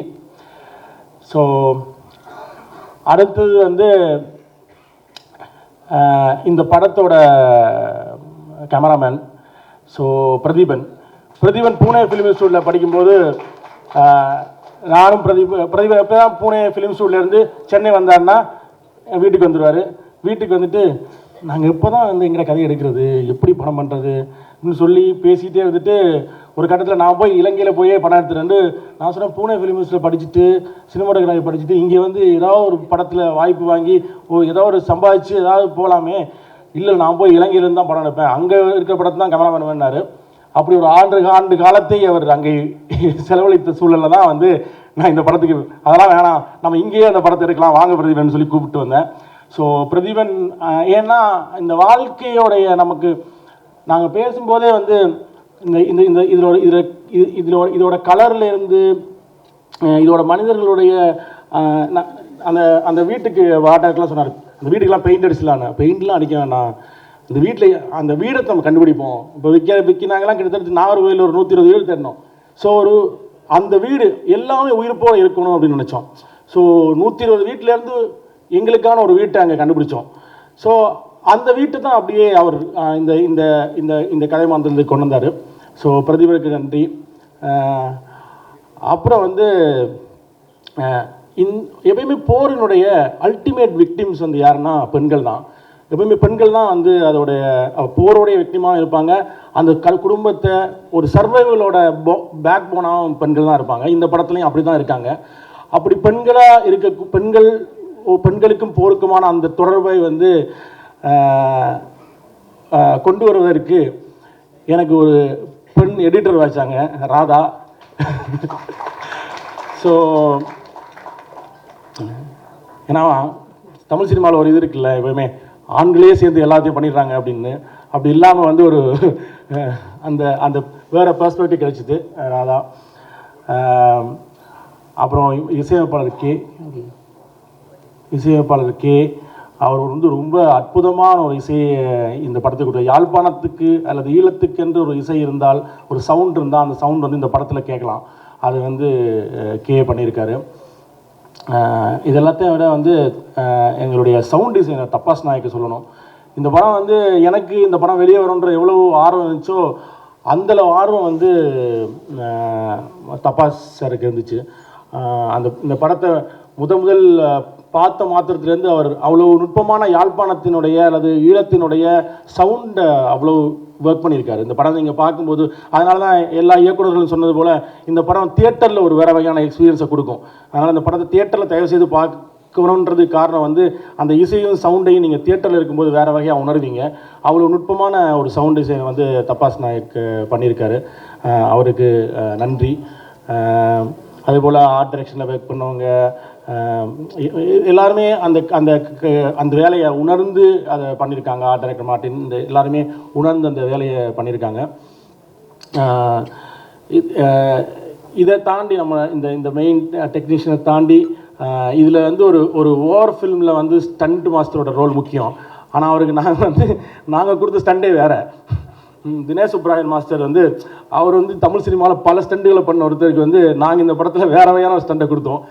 அது ஒரு 2 கைகளையும் காலையும் கட்டிட்டு ஒரு ஸ்டண்டு பண்ணணுன்றா எப்படி இருக்குமோ அந்த மாதிரி. ஆனால் வந்து அவருக்குள்ள ஒரு ஒரு இயக்குனர் ஸ்டண்ட் மாஸ்டர் இருந்ததுனால அவர் ரொம்ப நுட்பமான அந்த அந்த அந்த சார் சொன்ன மாதிரி அந்த எட்ஜ் ஆஃப் த மூமெண்ட்டில் துப்பாக்கி முனையில் நிறுத்துகிற அந்த அந்த அந்த அந்த அந்த பதட்டத்தை வந்து எனக்கு கொண்டு வரதில் முக்கியமாக இருந்தவர் வந்து ஸ்டண்ட் மாஸ்டர் தினேஷ் சுப்ராயன் அவர்கள். ரொம்ப அற்புதமாக அந்த அந்த வேலையை எனக்கு பண்ணி கொடுத்தாரு. ரொம்ப ரொம்ப ஹெல்ப்ஃபுல்லான விஷயமா இருந்தது. ஒவ்வொருத்தருமே உணர்ந்து அதை பண்ணியிருந்தாங்க. அங்கே இருந்த லொக்கேஷன் மேனேஜர்லேருந்து எல்லாருமே வந்து அந்த வேலையை பண்ணிட்டு இருந்தாங்க. சாப்பாடு சமைக்கிற ஆட்கள்லேருந்து ஒரு சப்பாத்தி போடணுன்னாலும் அங்கே போய் சப்பாத்தி போகிறோம். திடீர்னு பார்த்தா அந்த பக்கம் புட்டை வச்சு எல்லாரும் புட்டு சாப்பிட்ருக்காங்க. என்னென்னு கேட்டால் இந்த புட்டு சீனுக்கு புட்டை வைக்க சொன்னோம்ல, ப்ரொடக்ஷன் எல்லாரும் புட்டை வைக்க ஆரம்பிச்சிட்டாங்க. மொத்த பேரும் புட்டு சாப்பிட்ருக்காங்க. So it's become a family. அந்த அந்த அவர் கேப்டன் சொன்ன மாதிரி நான் நடிகர்களுக்கு வந்தேன்னா என்ன டெக்னிக் சொல்லிட்டு எனக்கு தெரியல, பதட்டத்தில் யாரை மறந்துருந்தான்னு தெரியல வைக்கிறார். அவர் தான் ஆக்டிங் கோச் பண்ணார் ரஜின். ஸோ நன்றி ரஜின். கிட்டத்தட்ட ஒரு 10-15 நாள் எல்லாருக்கும் வந்து நான் 2 தடவை போனேன். ஏதோ ஒரு அந்த ரூமை சுற்றி நடக்க விட்டே இருந்தார். சரி ஏதோ ஒரு ஆக்டிங் பண்ணான்னு நினச்சிட்டு விட்டு வந்துட்டேன். இது இல்லாமல் வந்து இப்போ வந்து ஒரு ஆரியன் ஒருத்தர் வந்திருக்காரு. அவர் வந்து அவர் உண்மையிலே மிலிட்ரியில் இருந்தவர். அவர் தான் வந்து இவங்களுக்கு ட்ரெயினரு. ஸோ போராளிகளுக்கு நானே பண்ணிட்டேன். ஸோ இவங்களுக்கு அப்போ என்ன பண்ணோன்னா மிலிட்ரி டீம் எல்லாத்தையும் நம்ம ஸ்டே பண்ணுறதே வந்து அந்த அந்த கெஸ்ட் ஹவுசஸ் அந்த காட்டேஜஸில் வந்து ஒரு காட்டேஜ் ஃபுல்லாக மிலிட்ரி டீம் வருது. ஸோ கேப்டனு அவரோட டீம் அங்கே இருந்துருவாங்க. ஸோ அது மிலிட்ரி பேஸ் தான். இந்த பக்கம் போராளிகள் டீமுக்கு அவங்களுக்கு ஒரு பேஸ். அப்புறம் குடும்பத்துக்கு ஒரு இது, குடும்பமெல்லாம் அவங்க குடும்பமாகவே இருந்துப்பாங்க. ஸோ அவங்க ஒரு கட்டத்தில் அவங்க சொன்ன மாதிரி அவங்க ஒரு குடும்பமாக ஆகிட்டாங்க. ஸோ இவங்க இப்போ அவர் சொன்னது மாதிரி தான், ஒரு கேப்டன் வர்றாருன்னா இந்த குடும்பம் பயந்துடும் செட்லேயே. அப்புறம் இவராக போய் தான் பேசணும். யூஸ்வலாக வந்து ஒரு நான் ஆர்டிஸ்ட் வரும்போது எல்லாரும் போய் ஹாய் சொல்லுவாங்கல்ல. ஸோ இவருக்கு அது நடக்காது. எனக்கு வேறு பையன், ஐயோ இவர் தப்பாக நினச்சிட்டு வர போல இருக்குன்னு. ஆனால் அவங்களுக்கு ஒரு கேப்டனாக பார்க்க ஆரம்பித்தாங்க. ஸோ அது வந்து தான் அந்த படத்தில் வந்து நடந்திருக்கு. ஒவ்வொருத்தரும் அதை அந்த கரெக்டராக உள்வாங்கி அந்த அதுவும் நிறைய ஈழத்தில் இருந்தவர்களும் இங்கே எல்லாரும் சேர்ந்து பண்ணதுனால இந்த கதைகள்லாம் அவங்க கேட்டு அவங்க அந்த கதைகளை உள்வாங்கி ஒரு இது பண்ணாங்க. ஸோ நான் பெர்ஃபார்மன்ஸாக சொல்கிறதுனா அது எல்லாருமே சொல்லிட்டாங்க. ஸோ ஒவ்வொருத்தராக சொல்ல வேண்டிய தேவையில்லை, ஒட்டு மொத்தமாகவே அந்த படத்தில் நடித்தவர்னு சொல்ல தேவையில்லை. அவங்க எல்லாருமே ஒரு லைஃப்பை வாழ்ந்துட்டு வந்திருக்காங்கன்னு நினைக்கிறேன். ஸோ எல்லா நடிகர்களுக்கும் நன்றி. ஸோ அதில் என்னோட கேரக்டராக நானாகவும் ஒரு கேரக்டர் இருக்குது. அந்த சின்ன பையன் தான் நான். அந்த சின்ன பையன் அவர் நடிச்சிருக்கான். ஸோ இது எல்லாமே வந்து ரொம்ப இயல்பாக நடந்துச்சு. இந்த நிகழ்ச்சிக்கு வராமல் வெளிநாடுகள் இருக்கக்கூடிய சில பேர்லாம் நடிச்சிருக்காங்க. அந்த ஒரு ஐயாலாம் அவர் வந்து ஒரு வயசான தாத்தாவர் நடிச்சிருக்காரு. அவர் வந்து 72ஆம் ஆண்டு ஈழத்தில் எடுத்த ஒரு படத்தில் ஹீரோவாக நடித்தவர். ஆனால் போர் சூழல் அவரை வந்து எங்கெங்கேயோ சுற்றி அவர் எங்கேயோ ஒரு சுவிட்சர்லாந்து நாட்டில் இன்றைக்கி இருந்துகிட்ருக்காரு. ஸோ 50 வருஷம் கழித்து அவர் நடிக்க வைக்கணும், அவர் எப்போயுமே நடிக்கணும் என்ற ஆசை இருந்துகிட்டே இருந்துச்சு அவருக்கு. அவரெல்லாம் 77ஆம் ஆண்டு இந்திய இலங்கை கூட்டு தயாரிப்பில் ரஜினி சாரை வச்சு ஒரு படம் தயார் பண்ணாங்க. அதில் இலங்கையிலேருந்து நடிக்கிறதுக்காக அவர் பிளான் பண்ணும்போது 77 இலங்கையில் பெரிய கலவரம். அதோடு அவரோட கனவு முடிஞ்சு போய் அவர் அங்கேருந்து கிளம்பி நாடாக போய் அவர் வந்து சுவிட்சர்லாண்டில் அன்றைக்கி வாழ்கிறாரு. ஸோ அவரை அந்த மாதிரி நிறைய ஒவ்வொரு கேரக்டர்ஸ்க்கு பின்னாடியும் நிறைய கதைகள் இருக்குது. ஸோ அந்த நடிகர்கள் எல்லாருக்குமே நன்றி. நான் முதல்ல இந்த படத்தை நானும் லிங்குசாமி படம் பார்க்க போயிருந்தோம். அப்போ உண்மையாக வந்து கார்த்திக் சுப்ராஜுக்காக தான் இந்த படத்தை பார்க்க போனோம். ஏன்னா அதை பற்றி எந்த விதமான அபிப்பிராயமும் இல்லை, அதை பற்றி எதுவும் தெரியாத நேரத்தில் இந்த படத்தை பார்க்க போயிருந்தோம். படம் பார்த்த உடனே நான் கார்த்திக் சுப்ராஜ் கேட்ட முதல் கேள்வி, இந்த படத்தோட டைரக்டர் யார், நான் அவரை பார்க்கணும் அப்படின்னு. அப்போ தான் சோமியை கூப்பிட்டு எனக்கு இன்ட்ரடியூஸ் பண்ணாங்க. நான் சொன்னேன், கார்த்திக் இது வந்து தமிழ் சினிமாவோட மிக முக்கியமான படம். அது அப்படியே என்ன மாதிரியே யாருக்கும் ஒன்றுமே தெரியாமல் படத்தை ரிலீஸ் பண்ணிட்டீங்கன்னா அது வந்து ரீச் இல்லாமல் போயிடும். அதனால் தயவுசெய்து இந்த படத்தை வந்து சரியான முறையில் எல்லாருக்கும் தெரியப்படுத்தி இந்த படத்தை ரிலீஸ் பண்ணுங்கள். நல்ல வேலையாக வந்து அது காத்திருந்து ஒரு சரியான நேரத்தில் இந்த படத்தை ரிலீஸ் பண்ணுறீங்கன்னு நினைக்கிறேன். Karthik, wish you all the best. ஏன்னா இப்போ வந்து சின்ன படங்கள் வந்து நல்லா ஓட ஆரம்பிச்சிருக்கு. தமிழ் சினிமாவோட பொற்காலமாக, சின்ன படங்களோட பொற்காலமாக நான் இப்போ நினைக்கிறேன். கடந்த 2-3 மாதங்களில் வந்து ஒரு 7-8 சின்ன படங்கள் வந்து நல்ல வெற்றி அடைஞ்சிருக்கு. அப்போ அந்த வகையில் இந்த படம் கூட வந்து மிகப்பெரிய ஒரு வெற்றி அடையக்கூடிய வாய்ப்பு இருக்குது. இந்த படம் வந்து ஒரு சாதாரண படம் மாதிரி ஆரம்பித்து ஒரு வார் சூழலை, ஒரு யுத்த சூழலை எப்படி வந்து யுத்தத்தையே காமிக்காமல், அதாவது வந்து சைக்கோ படம் பார்க்கும்போது அப்போ சொல்லியிருந்தாங்க, சைக்கோ படம் வந்து உலகத்தையே வந்து மிரட்டின ஒரு படம். அதில் ஒரு இடத்துல கூட கத்தி குத்தே இருக்காது. கத்தியால் குத்தி தான் எல்லோரும் சாவடிப்பாங்க. ஆனால் கத்தி குத்துறதே அந்த படத்தில் எங்கேயுமே நீங்கள் பார்க்க முடியாது. அது மாதிரி இந்த படத்தில் சுற்றி வார் தான் நடக்கும், யுத்தம் தான் நடக்குது. ஆனால் ஒரு நிமிஷத்துலேயும் அந்த பயம் பார்க்குறவங்களுக்கு ஏற்பட்டுக்கிட்டே இருக்கும். ஆனால் அது நேரடியாகவே காமிக்கிறது. இதை என்னோடய நண்பர் ஒருத்தர் பார்த்தார். நான் முதல்ல கார்த்திகிட்ட கேட்டேன், கார்த்திக் இது வந்து சென்சார் பண்ணிட்டீங்களா நீங்கள் அப்படின்னு. சென்சார் ஆயிடுச்சு சார் சொன்னார். எப்படிப்பா அந்த படத்தை இப்படி விட்டாங்க சார் வந்து? ஏன்னா சென்சாரால் பாதிக்கப்பட்டவன் நான், அதனால் எப்படி இந்த படத்தை விட்டாங்க, ஏன் சார்னார். இல்லைப்பா, நான் சொல்ல முடியாத விஷயங்கள்லாம் படத்தை முழுக்க நிறைஞ்சிருக்கு, அது எப்படி அவங்க கண்டுக்காம விட்டாங்க. ஏன்னா குற்றப்பத்திரிகை படம் எடுக்கும்போது அந்த படத்தை வந்து 9 தடவை சென்சார் பண்ணாங்க. 9 தடவை அவங்க சொன்னது என்னென்னா, இது விடுதலை புலிகளுக்கு சப்போர்ட்டாக இருக்குது இந்த படம். நான் சொன்னேன், எங்கே சப்போர்ட்டாக இருக்கோ அதை கட் பண்ணிடுங்கன்னு. அவங்களுக்கு எங்கே சப்போர்ட் ஆகுதுன்னு கண்டுபிடிக்கவே முடியல. ஆனால் படம் பார்த்து முடியும் போது அவங்களுக்கு வந்து இது டைகர் சப்போர்ட் பண்ணுது. ஏன்னா அந்த உணர்வு இருந்தால் தான் அதை உள்ளே கொண்டு வர முடியும். சிவராசனை காமிக்கும்போது சிவராசன் ஷூட் பண்ணுறாங்க. சிவராசன் ஷூட் பண்ணும்போது சிவராசன் சிவபூஜை பண்ணிட்டுருக்கார். அப்போ சிவராசனும் தள்ளி இருக்கும்போது, சுபாவம் இருக்கும்போது அவங்க உட்காந்துருக்கிறது எப்படி உட்காந்துருக்காங்க, அந்த பூஜை பண்ணுறது எப்படி பண்ணுறாங்க, அது ஒரே ஷாட்டு தான் இருக்கும். அந்த ஷாட்டை பார்க்கும்போது கடைசி வரைக்கும் சிவராசன் மேலே யாருக்கும் கோவம் வராது. அப்போது அதுதான் அந்த எப்படி அந்த நடிகர்களை கேரக்டரை எப்படி காமிக்கிறோங்கிறத பொறுத்து தான் அந்த படம் அமையும். அது மாதிரி இந்த படத்துலையும் வந்து ஒரு இராணுவம் எங்கே போனாலும் இராணுவம் தான். அது இந்திய இராணுவமாக இருந்தாலும் சரி, இந்திய இராணுவமே இந்திய நாட்டுக்குள்ளே பொள்ளாச்சிக்குள்ளே வந்ததுன்னா பாகிஸ்தான் இராணுவம் என்ன பண்ணுச்சு, அதுதான் இந்திய இராணுவம் அங்கே பண்ணும். அதுதான் இராணுவத்தோட கேரக்டர் அது. அப்போ இராணுவம் போய் நமக்காக போன இராணுவம், நம்ம தமிழர்களை காப்பாற்றுறதுக்காக போன இராணுவங்கிற போது அந்த இராணுவத்தால் எப்படி வந்து பாதிக்கப்படுறாங்க அப்படிங்கிறத வந்து மிக அழகாக எந்த விதமான செயல்பாடுகளுமே இல்லாமல் அந்த படத்தை வந்து மிக அழகாக காமிச்சிருக்காங்க. ஒரு கேரக்டரும் அந்த வலியை, ஈழத்தமிழர்கள் வலியை எப்படி வந்து தத்துவமாக காமிச்சிருக்காங்கன்னா அவ்வளோ பிரம்மாண்டமாக இருக்கும். நான் இந்த படத்தை பார்த்த பிறகு நான் யாழ்ப்பாணம் போயிருந்தேன். போய் ஒரு இடத்துக்கு நான் வந்து ஒரு நாள் தான் போயிட்டு வரலான்னு போனேன். போயிட்டு அப்புறம் வந்து ஒரு 7-8 நாள் அங்கேயே இருந்தேன். ஒரு இடத்துக்கு நான் வந்து போகும்போது இந்த படத்தை நான் அங்கே வந்து பொருத்தி பார்த்துட்டேன். அந்த முள்ளிக்காடு போய் நிற்கும்போது, அந்த பனங்காட்டுக்குள்ளே நிற்கும்போது ஒரே மரண ஓலமாக இருக்குது. அதுக்குள்ளே என் நண்பரை கூப்பிட்டு போயிருந்தேன். அந்த முள்ளிக்காடுக்கு முன்னாடி வந்து ஒரு பெரிய கடல் இருக்குது. கடல்னால் ஒரு 5 அடி 4 அடி தான் இருக்கும் தண்ணி. அது மாதிரி அதில் இறங்கலான்னா வரல சார், இறங்க முடியாது நாங்கள். எப்படி, ஏன்னா உள்ளுக்குள்ளே வந்து அந்த குருத்து முள் வந்து 1/2 அடி வரைக்கும் அந்த முள் இருக்கும். ஆனால் அந்த முள்ளுக்குள்ளே தான் வந்து லட்சக்கணக்கான பேர் நடந்து போயிருக்காங்க. அந்த கடலே அப்போ வந்து சிவப்பாக மாறி இருந்ததுன்னு என் நண்பர் சொன்னார். அப்போது அது போன்ற வழிகளை வந்து சுவாமி சொன்ன மாதிரி நான் கூட வந்து ஓயாதலைகளை வந்து ஒரு படமாக்கலாங்கிறதுக்காக நான் போயிருந்தேன். ஏன்னா 2ஆம் உலகப் போரை பற்றி ஆயிரக்கணக்கான படங்கள் வரும்போது நம்ம தமிழ் சமூகம் சம்மந்தப்பட்ட ஒரு வெற்றியை, அது வெற்றி அடைஞ்சதை ஒரு உலகத்துக்கு காமிக்கணுங்கிறது என்னோட ஒரு விருப்பமாக இருந்தது. அதுக்காக தான் இப்போ இடத்தெல்லாம் பார்க்கும்போது அந்த வெற்றியை விட அதனால் பாதிக்கப்பட்ட மரண ஓலம் இருக்குல்ல, அது என் காதை வந்து ஒழிச்சிட்டே இருக்குது.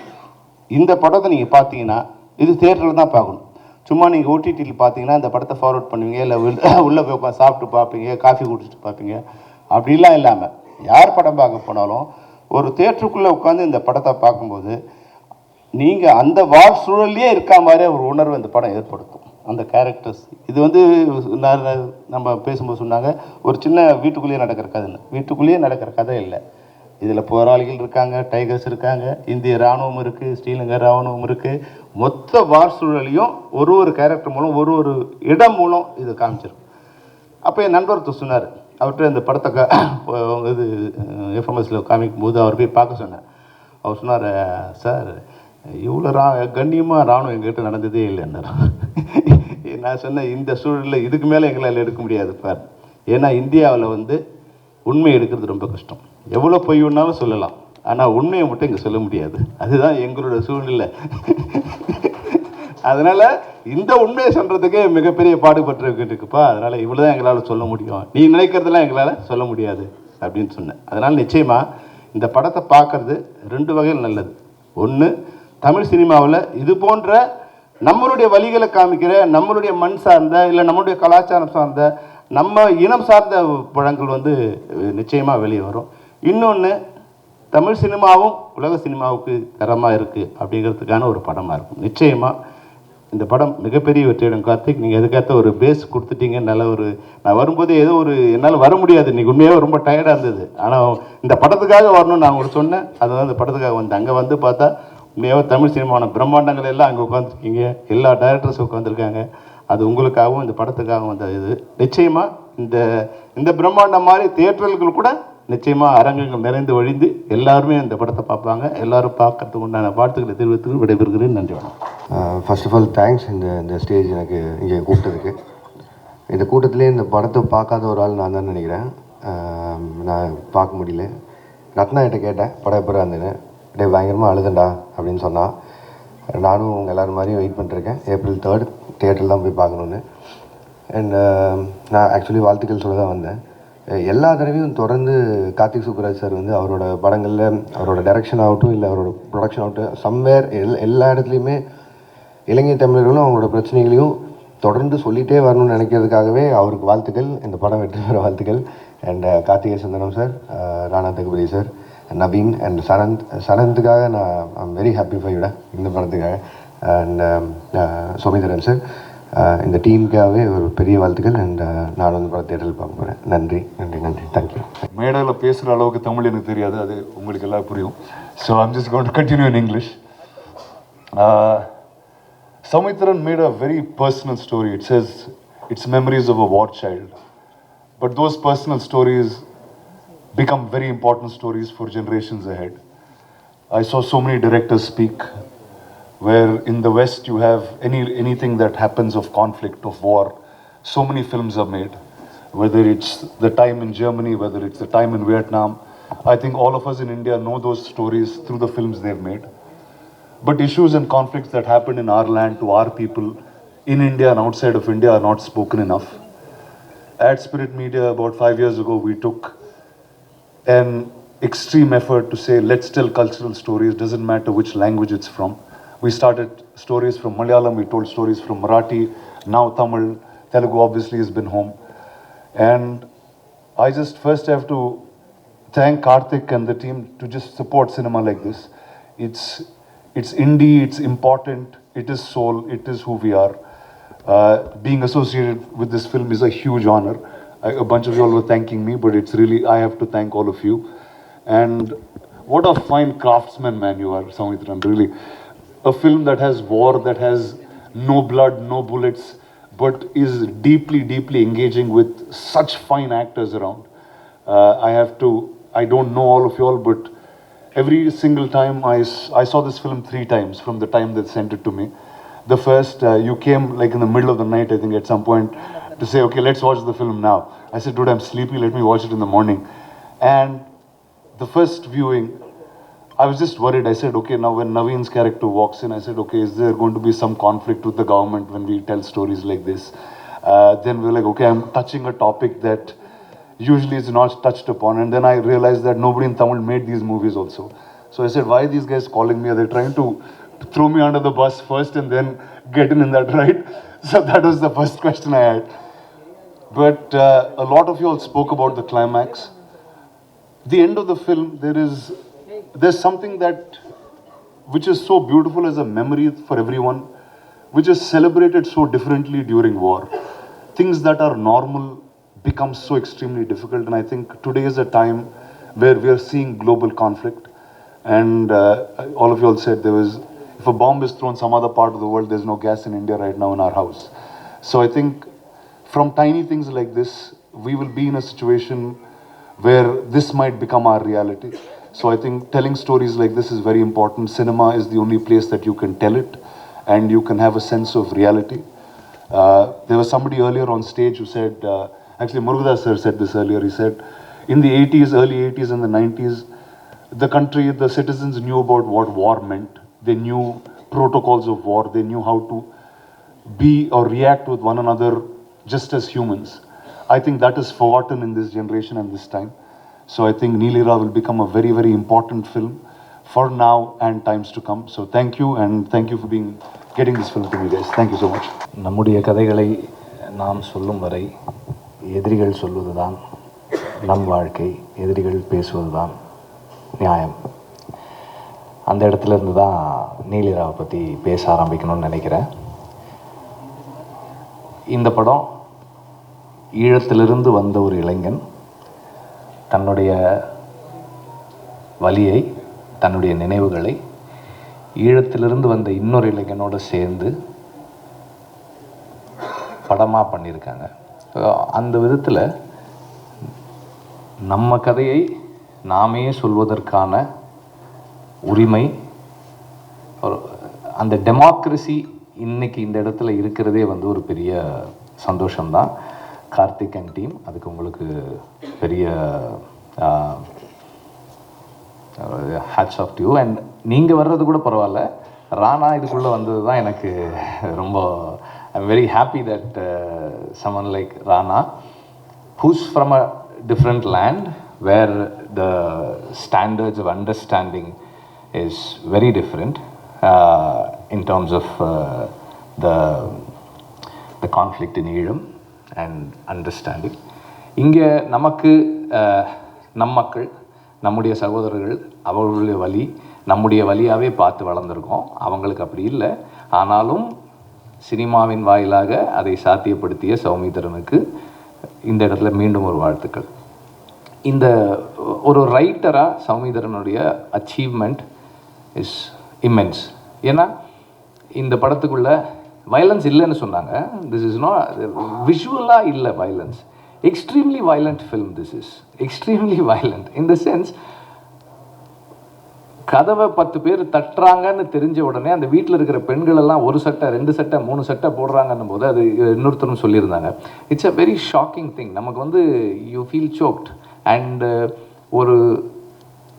ஒரு இராணுவ குழு நம் வீட்டு வாசலுக்கு முன்னாடி உட்காரும் போது அது நமக்கு ஏற்படுத்தக்கூடிய உணர்வு, அந்த பயம், அந்த உடைக்கு எப்போதுமே இருக்கின்ற ஒரு தன்மை, அந்த சென்சாருக்காக சில விஷயங்கள் நாம் செஞ்சுருக்கோம். அங்கே தான் ஒரு ரைட்டராகவும் நான் அவரை அப்ரிஷியேட் பண்ணுறேன். ஏன்னா சென்சாரோட உள்ளே போய் வெளியே வர்றதுன்றது அது இந்தியன் சென்சார்ஷிப்போட ஒர்க் பண்ணுறது, that again is a special craft. அதுக்கு நம்ம தனியாக பயிற்சி எடுத்துக்கணும். ஏன்னா அது இல்லைன்னா நிறைய சேலஞ்சஸ் வரும். ராஜமுருகனோட நான் ஏற்கனவே ஒரு தடவை பேசியிருக்கேன். அப்போது நாம் சொல்ல வேண்டியதை சொல்வதற்கும் அவர்கள் எடுக்க வேண்டியதை கொடுப்பதற்கும் திட்டமிட்டு தான் நம்ம படம் எடுக்கிறோம். அண்டு இந்த படத்தை பார்த்தப்போ நான் சென்சாருக்கு முன்னாடி பார்த்தேன். எனக்கு தெரிஞ்ச இன்டர்நேஷ்னல் ஃபெஸ்டிவல் சர்க்கியூட்டில் ரெக்கமெண்ட் பண்ணுறதுக்காக இந்த படத்தை ஃபஸ்ட் டைம் நான் பார்த்தேன். அப்போ சென்சார் பண்ணப்படலை இந்த படம். இப்போ நேற்று பார்த்தப்போ சென்சார் பண்ணிட்டு பார்த்தேன். ஸோ சென்சார் பண்ணதுக்கப்புறம் நான் என்ன நோட்டீஸ் பண்ணியிருந்தேன்னா, இந்த படத்துக்குள்ள whatever that is overtly said has been censored, but the unsaid and the subtly said have been left there. And ஒரு போர் சூழலுக்குள்ள மக்களுக்காக போராடுகிற ஒரு இயக்கமும் மக்களும் என்னவாக ஒரு இராணுவ அமைப்பை பார்க்குறாங்க அப்படின்றது பல இடங்களில் இருக்குது. அவர் சொன்னார் சிலதெல்லாம் யாராவது சொல்லிடுவாங்களா அப்படின்னு யோசிச்சிருந்தேன். நான் எல்லாமே சொல்ல போகிறேன் அப்படின்ட்டு தான் வந்தேன் நான். ஆனால் இப்போது ஒரு கல்யாண வீட்டுக்கு 2 யங்ஸ்டர்ஸ் வர்றாங்க. அவங்கக்கிட்ட இவங்க சாப்பாடு கொடுத்து விடுவாங்க. போராளி இளைஞர்கள் வர்றாங்க, அங்கே இருக்கிறவங்களுக்கு சாப்பாடு கொடுத்துருவாங்க. அந்த கல்யாண வீட்டிலேருந்து சாப்பாடு போகுது. என்னம்மா சாப்பாடு, முட்டையா அப்படின்னு அந்த பையன் கேட்பான். ஆமாப்பா, எங்களுக்கு இது கல்யாண வீடு, அதனால் எங்களுக்கு மரக்கறி தான், நீங்கள் வர்றீங்கல்ல உங்களுக்காக நாங்கள் முட்டை செஞ்சுருக்கோம் அப்படின்னு சொல்லி அவங்க சொல்லுவாங்க. ஸோ தேர் இட் ஷோஸ் அந்த மக்கள் who are not part of the war, அவர்கள் வந்து நேரடியாக போரோடு தொடர்பில்லாதவர்கள், ஆனால் போரால் பாதிக்கப்பட்டவர்கள். அவர்கள் என்ன நிலைப்பாடு எடுக்கிறாங்க, அவங்க யாரோடு நிற்கிறாங்க அப்படின்றது இந்த படத்துக்குள்ளே இருக்குது. அண்ட் தொடர்ந்து ஒரு வார் என்ன மாதிரியான தாட் ப்ராசஸ் கிரியேட் பண்ணுது. This is not just the memory of a war child, it's the memory of anyone who is been through war. அதில் வந்து ஒரு அந்த 70-year-old actor who had his dreams stolen from him, ஒரு 40 வருஷம் கழித்து திரும்பவும் அவருக்கு கொடுக்கப்பட்டிருக்கு. அவர் இருக்கார், அவருடைய கதை இருக்குது. அண்ட் அந்த கல்யாணமாகி கிளம்பி போகிற அந்த பெண் இருக்கா, அங்கே இருக்கிற ஒரு ஃபோட்டோகிராஃபர் இருக்கார், அந்த பசங்க இருக்காங்க. அவங்க வந்து அதில் ஒரு வசனம் இருக்குது, டேய் இந்த துப்பாக்கியெல்லாம் அந்த துவக்கெல்லாம் எடுத்து போட்டு விளையாடுங்களா. தூக்கு இல்லாமல் என்ன விளையாடுறது, ஒரு போர் சூழலில் வளர்கிற ஒரு குழந்தையினுடைய எண்ணம் என்னவா இருக்குது அப்படின்றத அதுக்குள்ளே இருக்குது. அண்ட் ஒவ்வொரு அந்த ஸ்கிரிப்ட் கன்ஸ்ட்ரக்ட் பண்ணியிருக்கிற விதமும் சரி, ஒவ்வொரு கேரக்டர்ஸுமே சரி, அண்டு அதுக்குள்ளே வந்து இருக்கிற நியாயங்கள் பேசப்படும் போது அந்த கேரக்டர்ஸுடைய சில கேரக்டர்ஸோட நியாயம் வந்து ரொம்ப ஃபீபிளான நியாயமாக இருக்கும். அது ஒரு தோற்றத்துக்கு நியாயம் மாதிரி தெரியும், ஆனால் வந்து நம்ம அப்படியே அவனுக்கே தெரியுதுப்பா அது உண்மை இல்லைன்ற மாதிரியான நியாயமும் இருக்குது. அது ஒரு ரைட்டிங் ஸ்கில் அண்ட் ஒரு சென்சர்ஷிப் டிகாய்னு கூட சொல்லலாம் இதை, அப்படின்னு சொல்லலாம். But as everybody said, this film does not talk about hate, this film does not advocate violence. இது வந்து ஒரு பிரச்சார படம் இல்லை, ஒரு ஐடியாலஜியை தூக்கி பிடிப்பதற்காக பல கோடி செலவு பண்ணி எடுத்த படம் இல்லை, பல 100 கோடி சம்பாதிக்கணும்னு ஆசைப்பட்டு ஒரு வெறுப்பையோ அல்லது வன்முறையையோ பணமாக்க விரும்பாத ஒரு படம் இது. அந்த அடிப்படையில் this is a film which does not want to sell hate, caricature a race, a community, a religious sect.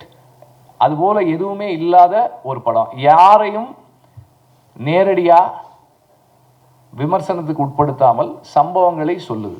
ஒரு சம்பவத்தின் வாயிலாக பார்வையாளனுக்கு ஒன்று கிடைக்குது.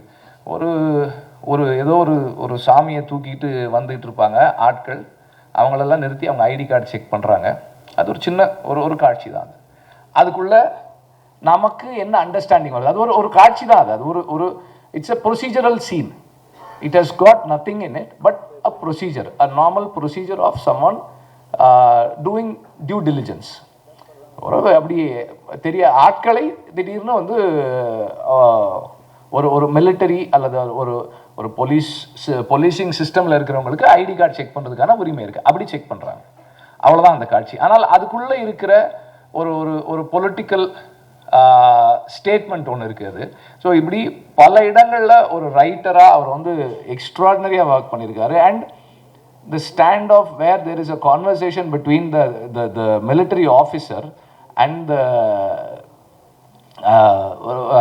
rebel, அவங்களுக்குள்ள இருக்கிற அந்த கான்வர்சேஷன், அந்த ஸ்டாண்ட், இந்த பக்கம் அந்த பக்கம் இருந்து நடக்கிற அந்த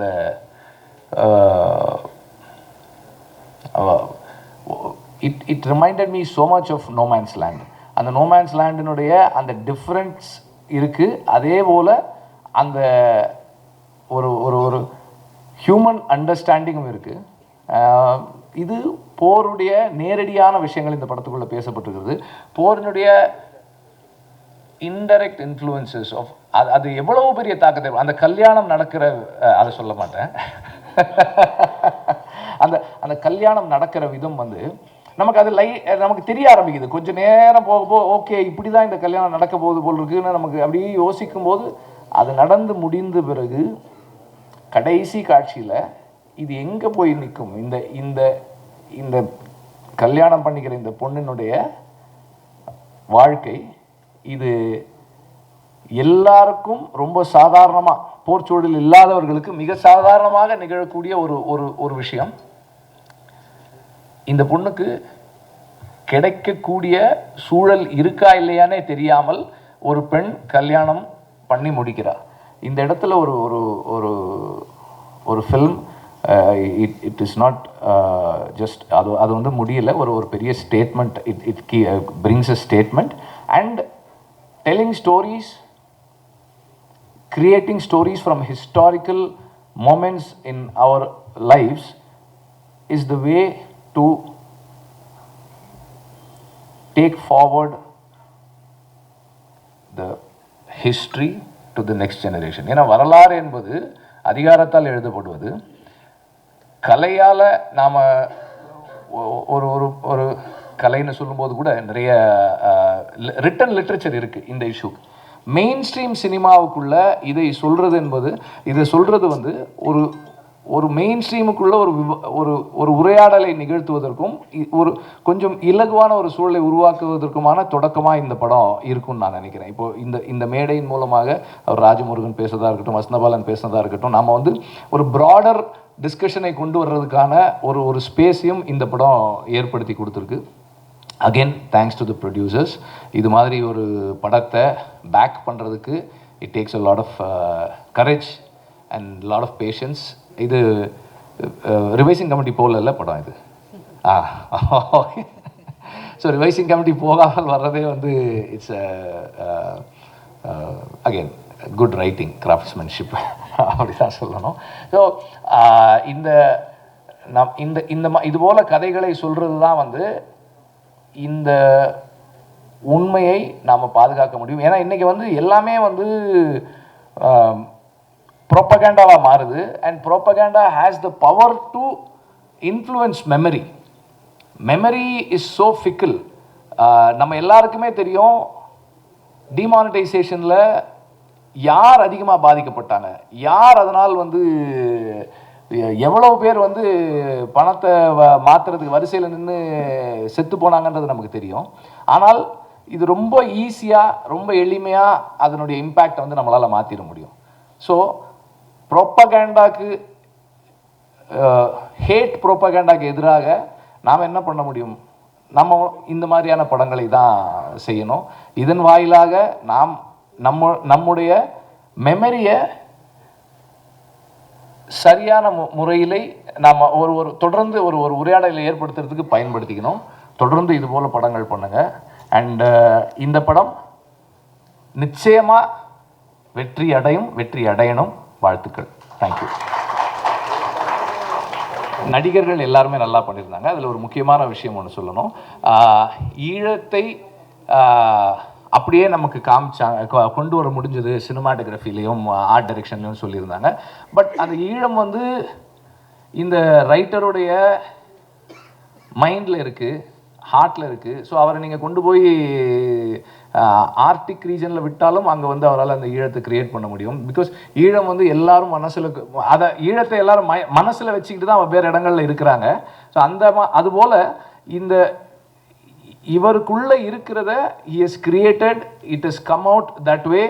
ஸோ இந்த நடிகர்கள், அந்த இடம், அந்த லைட்டிங், அந்த அந்த அந்த ஆர்ட் டிபார்ட்மெண்ட் ஒர்க் எல்லாமும் ஈழத்தை நினைவுபடுத்துதுன்னா அது வந்து அந்த ரைட்டருக்குள்ளேருந்து, அந்த இயக்குனருக்குள்ளேருந்து வெளியே வந்தது. அவருக்குள்ளேயே ஈழம் இருக்குன்னு சொல்லி முடிக்கிறேன். நன்றி.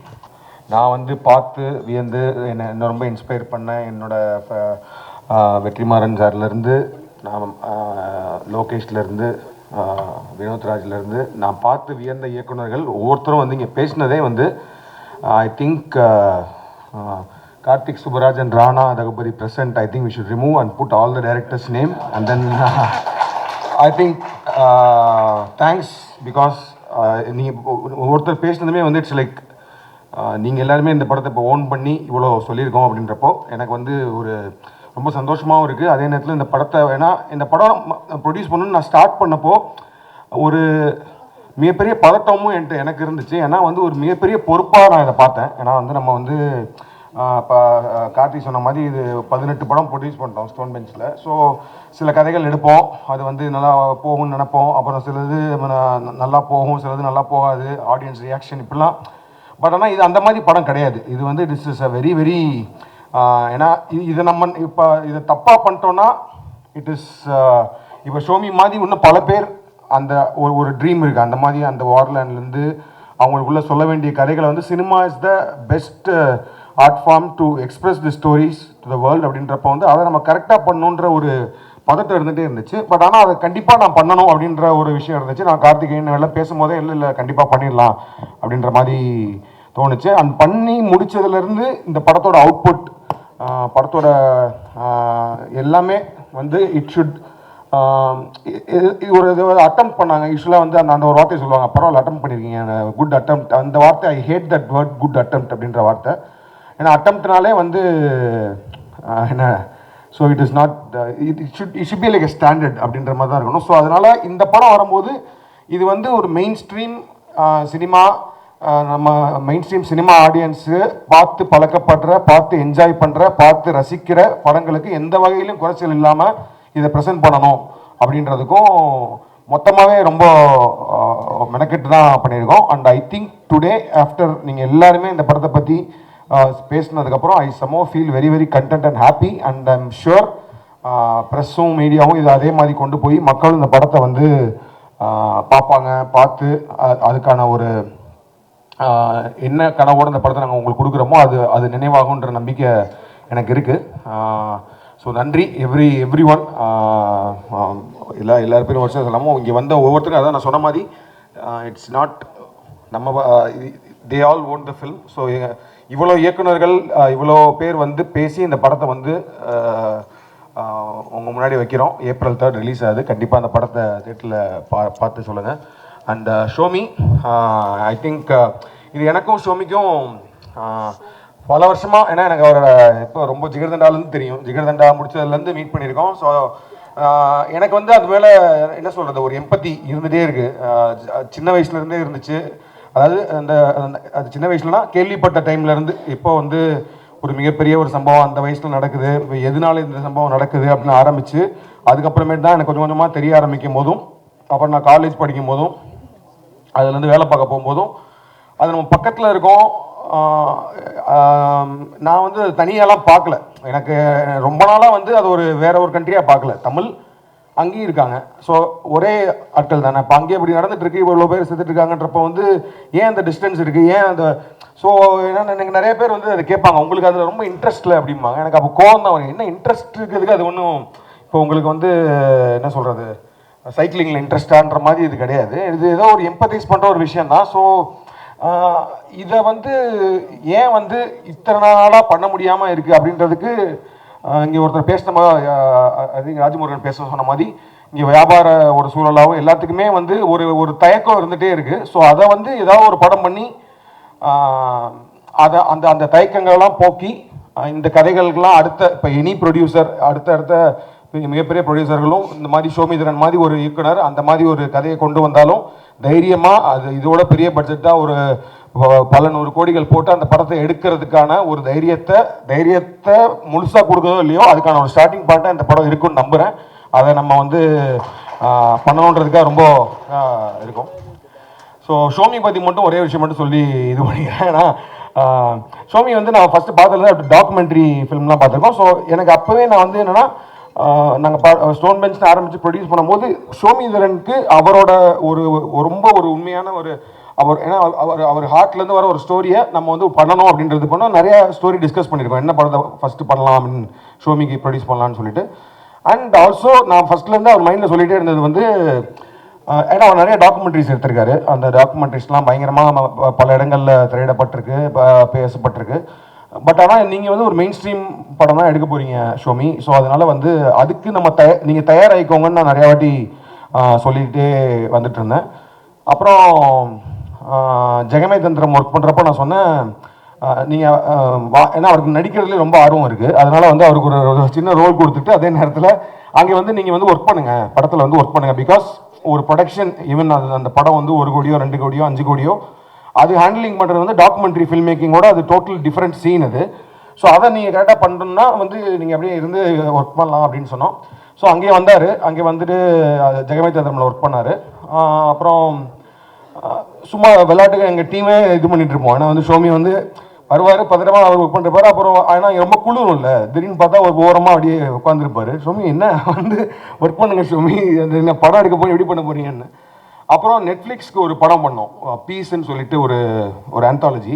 ஸோ அதுவுமே ஒரு ஷோமி சொன்ன ஒரு கதை, நான் கொஞ்சம் அதை எழுதி பண்ண போனப்போ நான் அப்போ ஷோமி என்ன சொன்னேன், நீங்கள் வந்து இதை டைரக்டராக ஃபுல்லாகவே நீங்கள் எடுத்து பண்ணுங்கள், ஸோ தட் ஒரு எக்ஸ்பீரியன்ஸ் இருக்கும் உங்களுக்கு. ஏன்னா அப்போ நாங்கள் ஆல்மோஸ்ட் இந்த ஸ்கிரிப்டை லாக் பண்ணிட்டோம், ஷோமிக்கு அந்த ஸ்கிரிப்டை லாக் பண்ண போகிறோம் அப்படின்னு டிசைட் பண்ணிட்டோம். பட் அதுக்கு முன்னாடி ஒரு கான்ஃபிடன்ஸ் வர்றதுக்கும் இதுக்கும் நீங்கள் டோட்டலாக அந்த படத்தை வந்து எடுத்து பண்ணுங்க அப்படின்ற மாதிரி சொன்னோம். ஸோ அது பயங்கரமாக ஆர்வமாக எடுத்து பண்ணிட்டு இருந்தார் அந்த டைமில். ஸோ அது வந்து corona time, actually corona time பண்ணிட்டு இருந்தார். ஸோ 4 நாளில் ஷூட்டிங் போகும்போது நான் சொன்னேன், ஷோமி நான் ஷூட்டிங் வரப்போகிறேன், நான் எதுவுமே பண்ண போகிறது கிடையாது, நீங்கள் தான் ஸோ இதை நீங்கள் தான் டைரக்ட் பண்ணணும், ஆர்ட் டைரக்டர் நீங்கள் தான் பேசணும், செட் ஒர்க் நீங்கள் தான் பண்ணணும், எல்லாமே பண்ணணும், ஸோ தட் இது உங்களுக்கு நல்ல எக்ஸ்பீரியன்ஸாக இருக்கும் அப்படின்னு சரின்னு சொல்லிட்டு பயங்கர ஆர்வமாக பண்ணிட்டே இருந்தார். அப்புறம் கொரோனா டைம்னால அதுக்கப்புறம் மொத்த டீமுக்கும் வந்து இந்த ஸ்வாப் டெஸ்ட் எடுக்கிறதுக்காக வந்தாங்க. வரும்போது இவர் பயந்துட்டு அப்படியே போனார். நான் சொன்னேன் இல்லை டெஸ்ட் எடுக்காமல் விட மாட்டானுங்க கண்டிப்பாக அப்படின்றதுனா மொத்த டீமுக்கும் வந்து நெகட்டிவ், அவர் ஒருத்தருக்கு மட்டும் கொரோனா. அப்படி பார்த்தா அவ்வளோதான். அதுக்கப்புறமேட்டு அவரை லாக் பண்ணிட்டாங்க. ஸோ நான் சொல்லி சொன்னேன் என்ன அவனுக்கு ஒன்றும் புரியல. ஸோ அதுக்கப்புறம் டேரெக்டாக அவரோட படம் தான் ஸ்டார்ட் பண்ணோம் நாங்கள். ஸோ அவரோட படம் ஸ்டார்ட் பண்ணிவிட்டு ஃபஸ்ட்டு டே அன்றைக்கி ஷூட்டிங் போயிருந்தப்போ கார்த்தி சொன்ன மாதிரி ஃபஸ்ட் டே ஷூட்டிங் போகிறேன். ஃபஸ்ட் டே ஃபஸ்ட் ஷாட்டு பார்க்க போனோம். ஷோமி அவர் உட்காந்தார், அவங்க மேம் போயிட்டாங்க நினைக்கிறேன். அவங்களோட ஷாட் அவங்க வந்து டோரில் நின்றுட்டு இருப்பாங்க, ஒரு பேக் ஷாட் ஒன்று இப்போ இந்த ட்ரெய்லரில் கூட வரும் நினைக்கிறேன். ட்ரெய்லர் ஷாட் வருதா இல்லை, ட்ரெய்லரில் ஒரு பேக் ஷாட்டு அதுதான். நாங்கள் எல்லாமே நிற்கிறோம். First day first shot okay rolling அப்படின்னு சொன்னாங்க. அப்புறம் கட்டுன்னு சொன்னாங்க. 1 more take, second, third take, 4th டேக்லாம் இருந்துச்சு. அந்த ஃபஸ்ட்டு டேக் சொல்லும் போது பார்த்தா இவர் ஆக்ஷன் சொல்லவே இல்லை, ரோல் கேமரா ஆக்ஷன்லாம் சொல்லவே இல்லை. நான் பார்த்துட்டு ஷோமி நீங்கள் சொல்லணும்ல அப்படின்னு, இல்லை அப்படின்னு சைலண்டாக இருந்தார். பார்த்தா அவரோட ஃபஸ்ட் ஏடி யார் நம்ம விக்கி வந்து ரோல் கேமரா ஆக்ஷன் அப்படின்னு சொல்கிறாரு. இவர் பார்த்துட்டே இருக்கார். கட்டுமே வந்து ஒரு மானிட்டரை பார்த்துட்டு இப்படி மட்டும் சொல்லிட்டு போயிட்டார். அட பாவி என்ன இதுனா வந்து இல்லை இதுதான் ஹாலிவுட்டை ஏதோ சொன்னார், ஏதோ ஒரு இதெல்லாம் இப்படி தான் பண்ணுவாங்க, டேரக்டர்ஸ் வந்து ஆக்ஷன் சொல்ல மாட்டாங்க. சரி ஓகே. இவர் அதுக்கப்புறமேட்டு அப்புறம் நாங்கள் வந்துட்டோம். ஃபஸ்ட் டே முடிஞ்சதுக்கப்புறமேட்டு வந்துட்டோம். அப்புறம் வந்ததுக்கப்புறம் என்னென்னா நான் சொன்ன மாதிரி ஒரு பெரிய பொறுப்பு இருக்குது. இந்த படத்தை வந்து கரெக்டான பட்ஜெட்டில் முடிக்கணும், கரெக்டாக ப்ரெசென்ட் பண்ணுன்றப்போ வந்து போயிட்டு இருக்கும்போது அங்கேருந்து நான் வந்து அப்போ XX ப்ரீ ப்ரொடக்ஷனில் இருக்கேன். ஜிகேதனா XX ப்ரீ ப்ரொடக்ஷன் லொக்கேஷன் பார்க்கலாம் போயிட்டுருக்கேன். ஸோ அங்கேருந்து ஃபோன் பண்ணி சொல்கிறாங்க அந்த மாதிரி வந்து ஷோமி வந்து நிறையா டேக் போகிறாரு, பெர்ஃபெக்ஷன் அது மாதிரி நிறைய ரொம்ப டேக் போயிட்டே இருக்காரு. அதனால் என்ன சொன்னேன்னா அப்புறம் நான் வந்து என்னோட அசோசியேட்ஸ் 2 பேர் பரத் அண்ட் சைலம் அவங்க 2 பேர் அனுப்பிச்சேன், நான் ஜஸ்ட் ஃபார் சப்போர்ட் அப்படின்னு சொன்னேன். ஸோ அவங்களும் போனாங்க. அவங்களும் போனதுக்கப்புறமேட்டு அவங்க எனக்கு ஃபோன் பண்ணிட்டு நீங்கள் ஏன் வாங்க தயவுசெய்து எனக்கு வந்து அவர் எனக்கு ஹேண்டில் பண்ணல முடியல எங்களுக்கால அப்படின்னாங்க. ஏன்னா பிரச்சனைன்னு கேட்டேன். அப்புறம் சரி நானே போனேன், அந்த லொக்கேஷன் பக்கத்தில் நிப்பாட்டிட்டு ஒரு 10 days அங்கே போனேன். போயிட்டு ஜஸ்ட் ஒரு சப்போர்ட் தான், ஷோமி பண்ணிட்டு இருப்பாரு, வெப்பர் பண்ணிட்டு இருப்பாரு. பட் ஆனால் அங்கே போய் நான் பார்த்த ஒரு விஷயம் வந்து என்னை பயங்கரமாக எமோஷனலாக ஏற்படுச்சு. ஏன்னா அவர் நிறைய டேக் போகிறாரு அப்படின்றது வந்து என்னென்னா, இப்போ நான் சொல்கிறேன் இல்லையா அது படம் அதுக்கு ஒரு மிகப்பெரிய பொறுப்பு இருக்குது அப்படின்னு சொல்லும் போது அவருக்கு ஏன்னா இந்த கதையை கரெக்டாக கொடுத்துடணும் அப்படின்ற அந்த ஒரு பொறுப்புணர்ச்சி வந்து ஒரு பதட்டமாகவும் ஒரு இதாகவும் அது வந்து லிட்டரலாக என்னால் பார்க்க முடிஞ்சிச்சு. Before it says okay for any shot. அவர் ஏன் இத்தனை வாட்டி யோசிக்கிறாருன்னா அதுக்கு பின்னாடி மிகப்பெரிய பொறுப்பு ஒன்று இருக்குது அவருக்கு வந்து. ஏன்னா வந்து இந்த படம் தப்பாச்சுன்னா இதுக்கு பின்னாடி நிறையா ஃபில்ம் மேக்கர்ஸ்க்கான ஒரு ஸ்கோப் போயிருன்றனால அது ஏதோ ஒன்று ஒரு மைண்டுக்குள்ளே இருக்கிறத பார்த்தேன். அப்போ தான் I could understand okay. But நான் சொன்னேன் இல்லை அதுக்காக அப்படி சொன்னீங்கன்னா ஒவ்வொரு ஷாட்டும் 27 டேக்லாம் போச்சுனாலாம் வந்து நம்ம ஓப்பன் பட்ஜெட்லாம் பண்ண முடியாது, அது பண்ணலாம். அதே மாதிரி சடனாக பார்த்தா சொன்ன மாதிரி ரொம்ப பரபரப்பாக ஷூட்டிங் போயிட்டு இருக்கோம், ஸ்டண்ட் மாஸ்டர் வெயிட் பண்ணிட்டு இருப்பாரு, ஆக்ஷன் இது பண்ணிட்டு இருப்பாங்க. அந்த புட்டு சமைக்கிற ஷாட்டில் ரொம்ப நேரம் உட்காந்துருப்பாரு. ஆனால் என்னன்னு கேட்டால் ரொம்ப ட்ரிப் ஆயிடுவார் அவர். ஏன்னா வந்து இல்லை தலைவா எங்கள் ஊர்லலாம் அந்த புட்டு இருக்குல்ல அதில் வந்து இப்படி ஒரு ஸ்மோக் வரணும். ஆனால் அதுக்குள்ளே ஒரு love to their to their homeland. அது இருக்குது. ஏன்னா வந்து அந்த அந்த ஊரையும் அந்த வீட்டையும் அவரால் திரும்ப பார்க்க முடியாது, அந்த ஃபுட்டை வந்து அதே மாதிரி ஒரு பண்ண முடியாதுன்ற ஒரு வழி இருக்குது. ஆனால் அந்த விஷயங்கள் இருக்கனால வந்து பட் ரியாலிட்டி, ஸோ நான் ஒரு ரியாலிட்டி செக்காக இருந்துகிட்டே இருப்பேன். ஓகே ரசிச்சுக்கோங்க புட்டை, பட் ஆனால் ஓகே டைம் ஆகுது ஷார்ட் போகலாம் அப்படின்னு சொல்லிட்டு. ஸோ ஒரு பாட்டில் எல்லாருமே சனந்த்லாம் அப்படி தான். சனந்த் வந்து ஆக்சுவலி படத்தில் வந்து சனந்த் வந்து ஒன் ஆஃப் த ஒரு மெயின் இதுதான். ஸோ எப்படின்னா சனந்தெல்லாம் டெய்லி வருவான், வந்துட்டு அவனோட காஸ்டியூம் வந்து ஒரு லுங்கி ஒரு செட்டை தான் போட்டு வருவான். நான் அப்புறம் சொல்லுவேன் அவன்கிட்ட, டே இல்லைடா உனக்கு நீங்கள் ஷூட்டிங் இருக்காதடா அப்படின்னு. ஏன்னா அப்படிங்கம்மா இருக்காதடா பாடுறா அப்படின்னு பார்த்தா அவர் உள்ளுக்குள்ளே எடுத்துகிட்டு இருப்பார் புட்டு இதெல்லாம் எடுத்துகிட்டு. கடைசியில் பார்த்தா வந்து இல்லை சனந்த் உனக்கு கிடையாது அவன். இந்த மாதிரி 3 நாள் 4 நாள் வந்து அப்புறம் 5 நாள். ஸோ மொத்தமாக சனந்தோட என்டையர் போர்ஷன் வந்து 1.5 நாள் எடுத்தது தான். ஆனால் ஒரு 10 நாள் இருந்தாங்க, பட் ஆனால் 1.5 நாள் எடுத்துட்டோம். பட் ஆனால் எல்லாருக்குமே I think Naveen every one have a lot of stories behind it. But all this has one very deeper emotion to it. அதாவது வந்து அது வந்து ஒரு சொல்ல முடியாத நம்மளாம் உணராத ஒரு எமோஷன் இருக்குது. அந்த எமோஷனை கரெக்டாக இந்த படத்தில் கொண்டு வந்து கரெக்டாக ப்ரெசென்ட் பண்ணுன்றது எனக்கு ஒரு மிகப்பெரிய பொறுப்பாக இருந்துச்சு. அந்த ஒரு பொறுப்பு இன்னைக்கு வந்து நான் almost because of all your presence and speech I feel that almost done it. இன்னும் வந்து இது படத்தில் தேட்டருக்கு வந்து அது வெற்றி பெறது மட்டும்தான் பாக்கி இருக்குது. அதுவுமே நடந்துரும்னு நினைக்கிறேன். நன்றி, வந்த ஒவ்வொருத்தருக்கும் நன்றி. இந்த and press and media always you been supportive to me, stone bench எல்லாருக்கும். ஸோ அதனால் இந்த படத்தோட ப்ரெஷ் ஷோ வந்து கொஞ்சம் ஏர்லியராகவே 2-3 days பிஃபோரே பிளான் பண்ணுறோம். இந்த படத்தை நீங்கள் முன்னாடியே உங்களுக்கு காட்டணும்னு ஆசைப்பட்றோம். படம் பார்த்துட்டு நீங்களும் இந்த படத்தை வந்து கொண்டு போய் சேர்க்கணும். Thank you everyone.